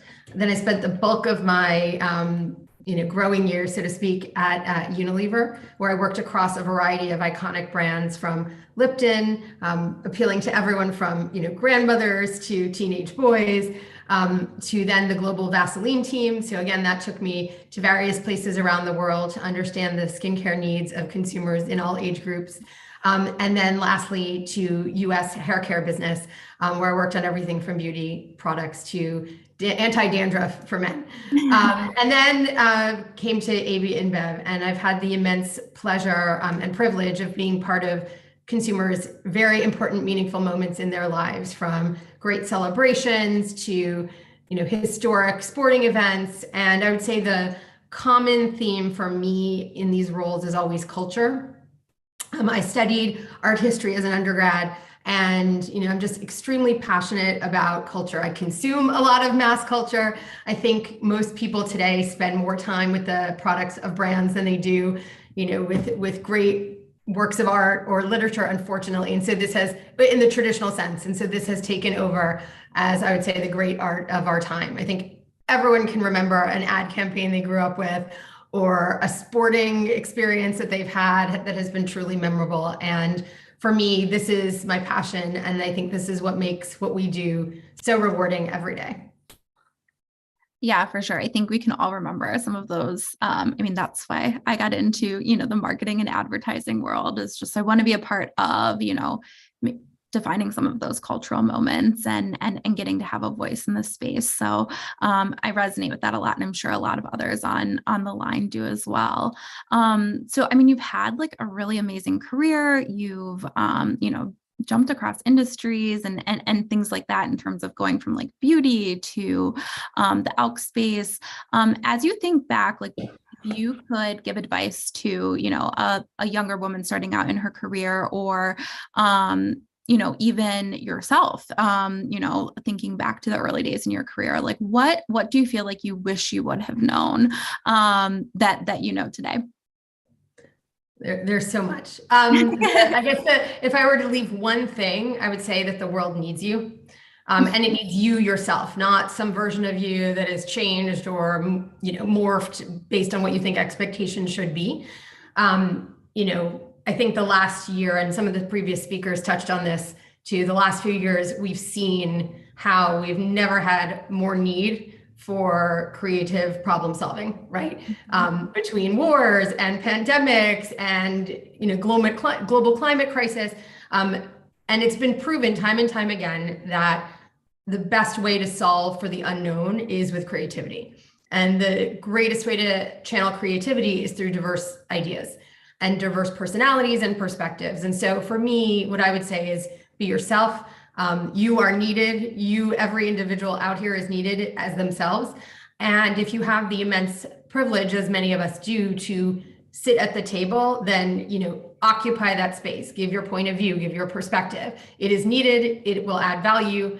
Even if at times you're doubting that, right? You're there for a reason. And the more we do that ourselves, the more we make space for others, the better off we are able to solve some of these really big, hairy challenges that we're all facing, whether it's, in our individual brands or as, people in the world trying to solve some of society's biggest problems. I love that. I talk to my team a lot about how every problem or every situation is a beach ball, and you might be looking at the beach ball from a different perspective than I'm looking at the beach ball. And that's really important, because if I can't see the other side of the beach ball, I don't know the full scope of the problem or the situation we're trying to solve. So I love that. And I think that, making room for other people's voices to be heard as well is, really important. I think about that on my team. If I see like a quiet voice in the room, like how am I encouraging them to, to speak up, to share their ideas, to feel comfortable in doing so. And that's something that, definitely I remember early in my career being like, I can't believe I'm being invited to this table. Like I need to listen more than I talk. And sometimes there's, that there's a beauty in being a little closer to in the weeds or the day-to-day. That's really important that I definitely cherish with some of my team members who are a bit earlier on in their careers. I think it's an interesting point you make as well about the listening, because obviously we're in different stages, but there's always an opportunity to learn and to grow, right? Mm-hmm. I learned that when I switched from, the marketing area, which I know quite well, or I feel like I know quite well, into a broader scope, and was learning all new languages, right? I'm still learning. So there's definitely, of course, room to listen, but sometimes that unique perspective or that different perspective or that naive perspective is what's needed. And, we think about the most creative people in the world, they're always kids, because they don't have, some of the preconceived notions of, oh, that's not going to work, or we tried that already. And, so they're looking at the problem fresh in a way. And so that can be very, very helpful. So I'm not saying don't listen, but, there's a reason you're there, right? Everyone who's out here. And so you should bring that self to the table, because we don't stand a chance if you don't. Agreed. Yes. I think about that with my kids. They'll ask questions. Sometimes I'm like, why don't we do it this way? And I'm like, that's a great question. I don't know why we don't do it that way. Let's dig deeper there. And yeah, there's a lot of power in just being curious. And I remember a mentor telling me, they're like, if you have the question, someone else in the room has a question, that same question. So be that voice and bring that clarity. Alternatively, I think, we just chatted a lot about, being newer in your career and, finding that jumping off point.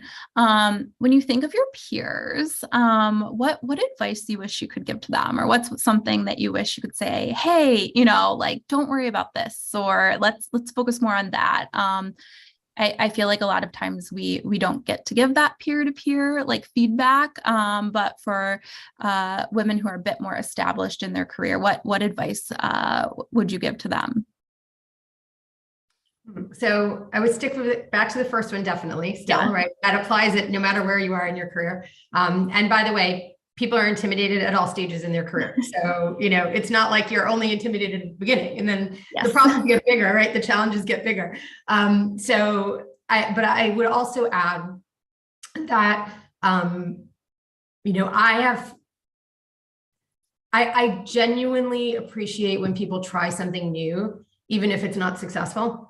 Or they stretch themselves in a way, even if it's not successful. I've learned, it sounds a little bit like a cliche, but I've learned a lot from when I have stretched myself into uncomfortable positions, mm-hmm. and especially when they're not successful, because you start to see people's true colors. You start to learn about yourself. And, once you've kind of overcome a challenge, you realize, hey, if I could do that, I could do whatever's next, take me to the next the next problem, the next challenge. So I would tell my peers, don't be afraid to try something and fail. And, you'll learn a lot about yourself along the way. And by the way, you can never take away your past successes. So even if you've had like a tremendous record of success, and I know she's top of mind for everyone. We think about Serena Williams, in the headlines this week. Even with past successes and failures, right? Your successes never go away. So, there's only good that can come from stretching yourselves and trying to find a way to push yourself further than where you've been before. Yeah, I think, there's a lot. It also sounds cliche, but like get comfortable being uncomfortable, because when you're uncomfortable, that's how you grow. I think the biggest growth in my personal life and my career, whatever, it's always come from situations where I'm like, oh, I feel like I'm a bit over my head in this, or I'm a bit scared. And it's normal to like have those feelings, but to be able to, jump in and like you said, learn and fail, that is also going to help building blocks to make you more successful moving forward. I can think of multiple situations where I failed and I'm like, oh, but now I know that roadblock exists, or I have all of the I wish I would have known, so that I can apply to future endeavors. So I really love that. I know we talked a bit this morning, about like as moms, it really takes a village, but I think that also holds true in your career. It really takes a village of connections and mentors and networking. And we've heard from a lot of other speakers about that as well, and how that's been really integral in helping their career flourish. I've been on the receiving end of it so many times, even in the most informal of ways, like our conversation earlier this morning on my way back from the gym. But how do you how do you feel like you pay it forward and help with other women in marketing? Do you feel like it's something that is really formalized? Do you feel like it's more casual, in terms of how you're thinking about building those stepping stones for other women? Sure. I will say this, if we build ways to make people's lives more flexible is not the right word, but if we make it easier for people to balance the many dimensions of their lives at work, I think that works for people irrespective of gender, irrespective of if they're a parent, irrespective of anything, right? Because everyone is leading multifaceted lives. You may have an older person to care for. You might have a sick partner. You might just be a single person trying to forge your way out there in the dating scene, whatever it may be, right? We only make things better when we help our teams to better, succeed in the workplace while also succeeding in their personal lives.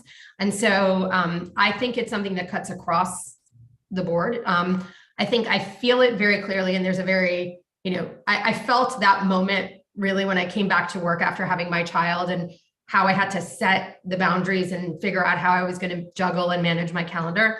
But what, there's a saying that I like, which is that if you want something done fast, give it to a busy person.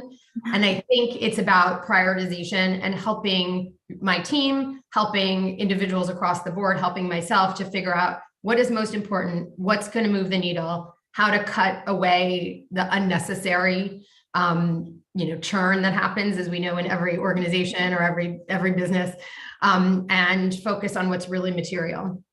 And of course, that doesn't erase the feeling of, that you're compromising it as a mom, or that everything is flying all at once. I was on the phone with a colleague of mine who, is a very senior established person, and her spouse was away, and she was trying to figure out first day of school, how to juggle everything. And we could have a very serious conversation, or we could have one about, how you make boiled eggs as fast as possible to get the kids out the door.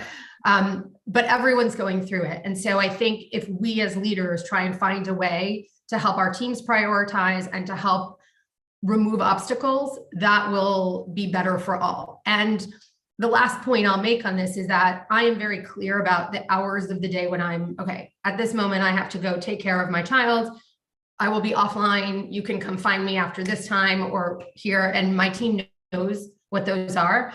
And I think it's very important, because I also think it sets a standard that this is acceptable, that you can, turn off the WhatsApp for an hour and it will be okay. And I think it helps them as well as they model, the behaviors they want to have about the balance they want to create. Yeah, I know we talked a bit about that earlier.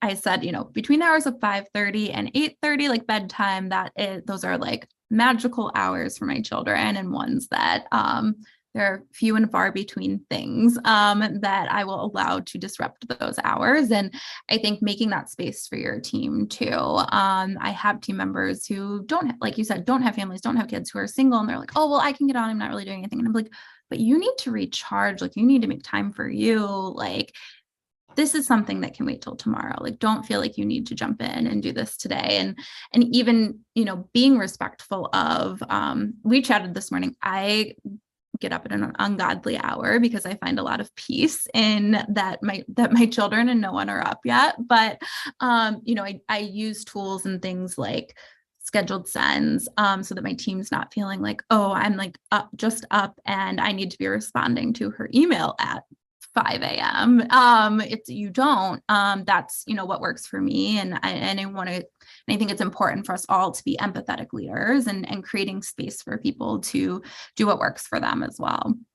In fact, so we've had some things in our team like called work contracts, where it's just a way to help, catalyze a conversation with your manager about how you best like to work and how, what are the best ways to reach you, communicate with you, when, can you be accessed, et cetera. Some people are happy, like me, to WhatsApp all day long. Others, not so much. I think the previous speaker two speakers ago talked about when she removed her company email and Slack from her cell phone, which I thought was very interesting. Yeah. I could not do that, but I'm sure there are many people out there. And so I think it's very important to set, what works best for you, and to kind of create the pattern and the conversation with your team to make sure that people can prioritize what they need for them. That way they'll be able to bring more to the table when they are working.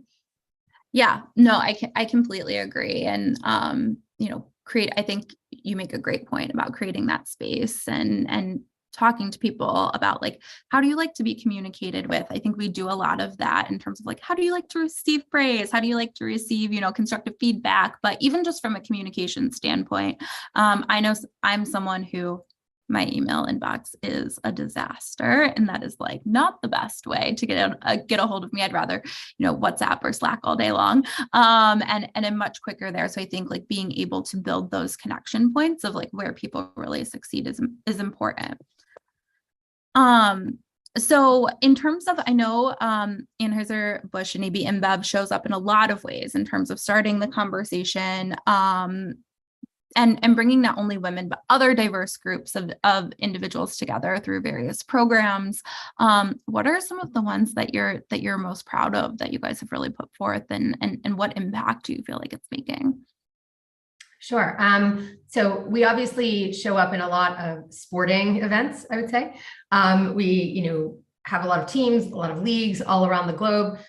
This is, Brand Innovators International. So I have to talk about football, which is soccer to the Americans around. And, we have done a very strong job, I think, of making sure that there is equity, not just in front and behind the camera and through the entire value chain of our marketing. But also we've done specific initiatives, I think, that have helped accelerate the conversation when it comes to equity, help with visibility, which has been part of the virtuous cycle of challenge for women's professional sports.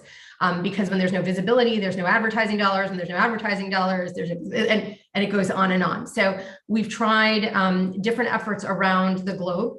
And what I'm proud of is the consistency with which these are going, the impact that they have. And it's not just on the conversation, but on the brands themselves. So what started, in Europe, for example, in 2019, we were the first to put the women's senior team of England on the packaging, right? To celebrate, their bid for the Women's World Cup. We highlighted them, we got the nation to rally behind them. Likewise, our team in Argentina actually used advertising dollars and bought primetime space to rebroadcast a women's professional football match that otherwise would be booted in favor of other things because it wasn't a priority. But of course, this is what brings visibility. It's putting your money where your mouth is and actually, walking the talk. Likewise, we've done efforts such as in Brazil with our Guarana brand, where we use the can actually as media, and basically encouraged 100 other brands like Puma, brands like Burger King, big brands, to basically help support women's soccer as well, with everything from funding uniforms to helping fund leagues and teams. And one that's particularly tremendous in the US is Michelob Ultra's $100 million commitment to support women's sports. This comes on top of, efforts from Bush to support women's NASCAR drivers, et cetera, et cetera. So, there's a lot of activity that we're doing, but the overall effort to make sure there is visibility, there is proper representation, and that there is ongoing financial support that to bring these sports the visibility they need and to ensure their longevity, I think is something I'm very, very proud of. And by the way, I don't think would happen if we didn't have, such smart, challenging, talented people in our teams willing to push the conversation, willing to push the envelope with their creativity and diverse perspectives. Yeah, I love that. And I think, having those diverse perspectives is, really incredible. And I know we chatted even about, there's a lot of opinions on Gen X and their diverse perspectives. And we chatted a bit about how, they are really helping us like open the doors towards more of those diversity and inclusion and having those hard conversations. And, from a work-life balance, really bringing that, like, these are my priorities and I have to bring that forward. So yes, I think like as women too, it's great that we have more voices in the room and advocates for some of these great ideas and pushing those creative boundaries and suggesting something that maybe, a decade ago would have been a really unpopular opinion and would have gotten shut down, but having that openness as leaders, but also that creativity and pushing those boundaries is really incredible and allows us to do some really cool things in this space. Well, and I also think, again, it helps challenge it takes the brands to new and more inclusive places, right? Mm-hmm. So it's not just good for humanity, it's, good for the business. And these are not niche anymore, right? We are no longer talking about women's sport as niche. And I think it's very important so it's not as though these ideas are small, right? Or, mm-hmm. We're talking about hundreds of millions of dollars. These are big ideas. And I think, the fact that we can use our very authentic presence in these sports where we've participated for a very long time, helps. Likewise, right, I think this is all part of more human-centric and purpose-driven marketing, which I think we can expect to see more of, not just from us, but across the board. We saw a lot in Cannes, and I think that only helps push marketers to be more inclusive. It pushes the creativity, which I personally like, and it means better business results. So I think it's something we should expect more, and I'm very grateful for those generations that are teaching us this as well. Yes, me too. So you mentioned a bit about, diversity and inclusion and more purpose-driven marketing as some key trends that you expect to see more of in the space. Any other trends on the horizon in the near term? I know as marketers, we always feel like there's the speed and volume of trends hits at a different pace than it used to. But what key trends do you see on the horizon that you feel like women in marketing or just marketers in general should really keep their eye on and start to plan for over the next few months?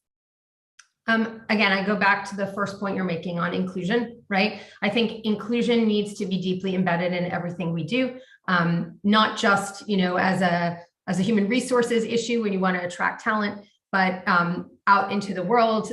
We've all seen the evolution of the consumer through the pandemic and thereafter, and it's time to really start representing our audiences the right way. I would say, I think that we've seen some tremendous work in this space over the last couple of years, and the conversation in the last month or so, I think, has even advanced it further. So if I were to give shout outs for who I think are doing things well, the Unilever brand Dove, I think, has recently brought to light the issue on ageism in the workplace with the Dove brand and showcasing women with gray hair, and that's something to be proud of, not something to shy away from.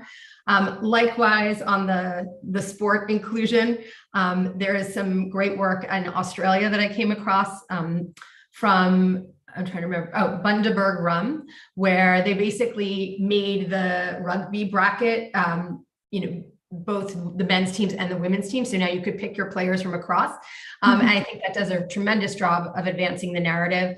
And again, from a creative standpoint, these are just great pieces of work to get brands seen, heard. Here I am in Belgium talking about these brands. So I think there's the bar has been raised, if you will, and inclusion is helping marketers to do that. Likewise, I think we can expect to see more representation in top roles in marketing, or I would hope we see that. to reflect the changes that we want in the world, to reflect the tremendous successes of different individuals in their marketing careers. And I think this all comes down to brands recognizing the need to be much more purpose driven and human centric, right? Really appealing to all of their consumers, not just small constituencies. And some tremendously rewarded work that I think represents this best is what MasterCard has been doing for the last few years, where it was enabling folks to change their name on the card when they weren't able to do so legally, to they launched Braille cards. So I think there are many conversations still to be had, and I'm really excited by seeing all these brands out in the world doing that and advancing the conversations in such a badly needed way. I completely agree. I think there's, so obviously so much room for us to grow and to learn. And, half the battle is starting the conversation. I tell my team, I'm like, hey, if we can talk about it, we can fix it. And it might take longer than that first conversation, obviously, to fix it. But just starting those conversations brings, I think, so much power and so much momentum to the issue at hand. So I can think of some really great campaigns. Even, I have a dear friend who has been in a wheelchair her whole life, and there were never adaptable costumes, that thinking of, the upcoming Halloween season. And now that's very mainstream, and you can pick one up at almost any store near you, and on many, websites. And I think that, really bringing that, diversity of inclusion and to life is, definitely at the forefront.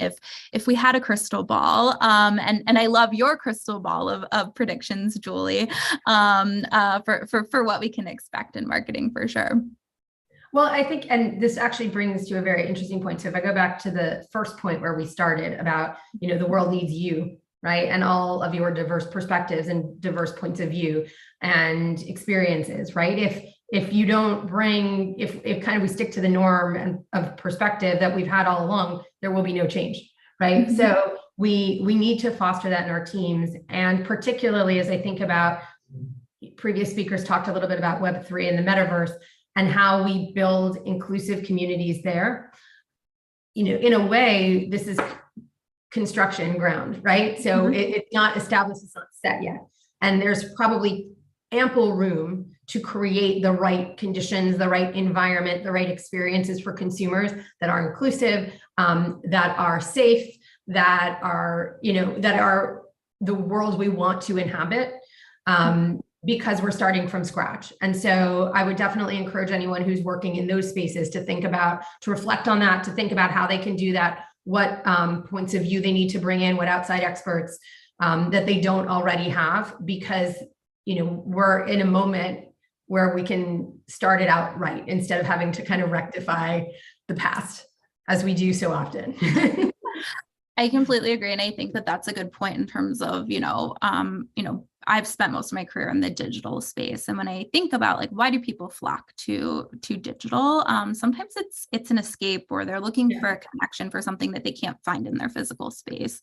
So maybe it's, I'm not feeling, physically connected to my neighbors or people in my community, but I can get online and I can find someone who's like me or who has similar ideals and things like that. And I think really at the heart of it, that power of connection and thinking about that as we build, into things like the metaverse is really critical and important to, as you said, making people feel included, making them feel safe too. There's obviously, you could probably talk all day on, the safety of digital and there's a lot we can learn from what's already out there to help inform our future for sure.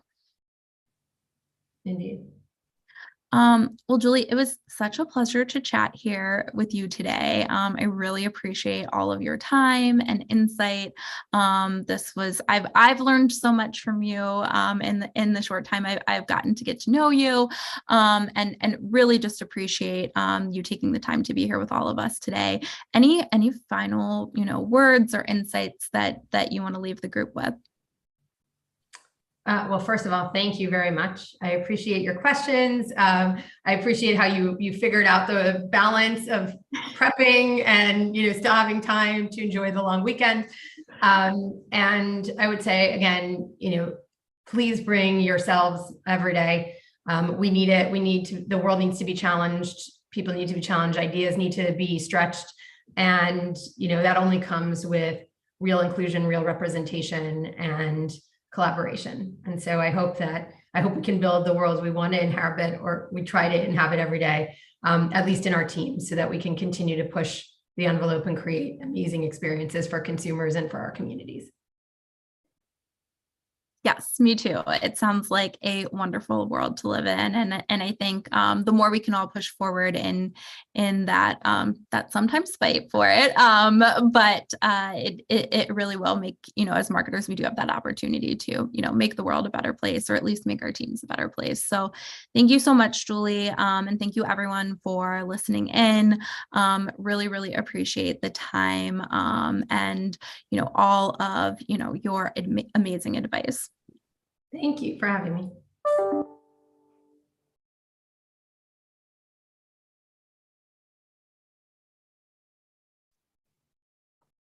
Hi, thank you both so much for that. That was fantastic. We appreciate having you both here, and just want to say thank you to everybody who tuned in today, and to our sponsors, to all of our speakers. And we hope to see you back here again at our next live cast. Thanks.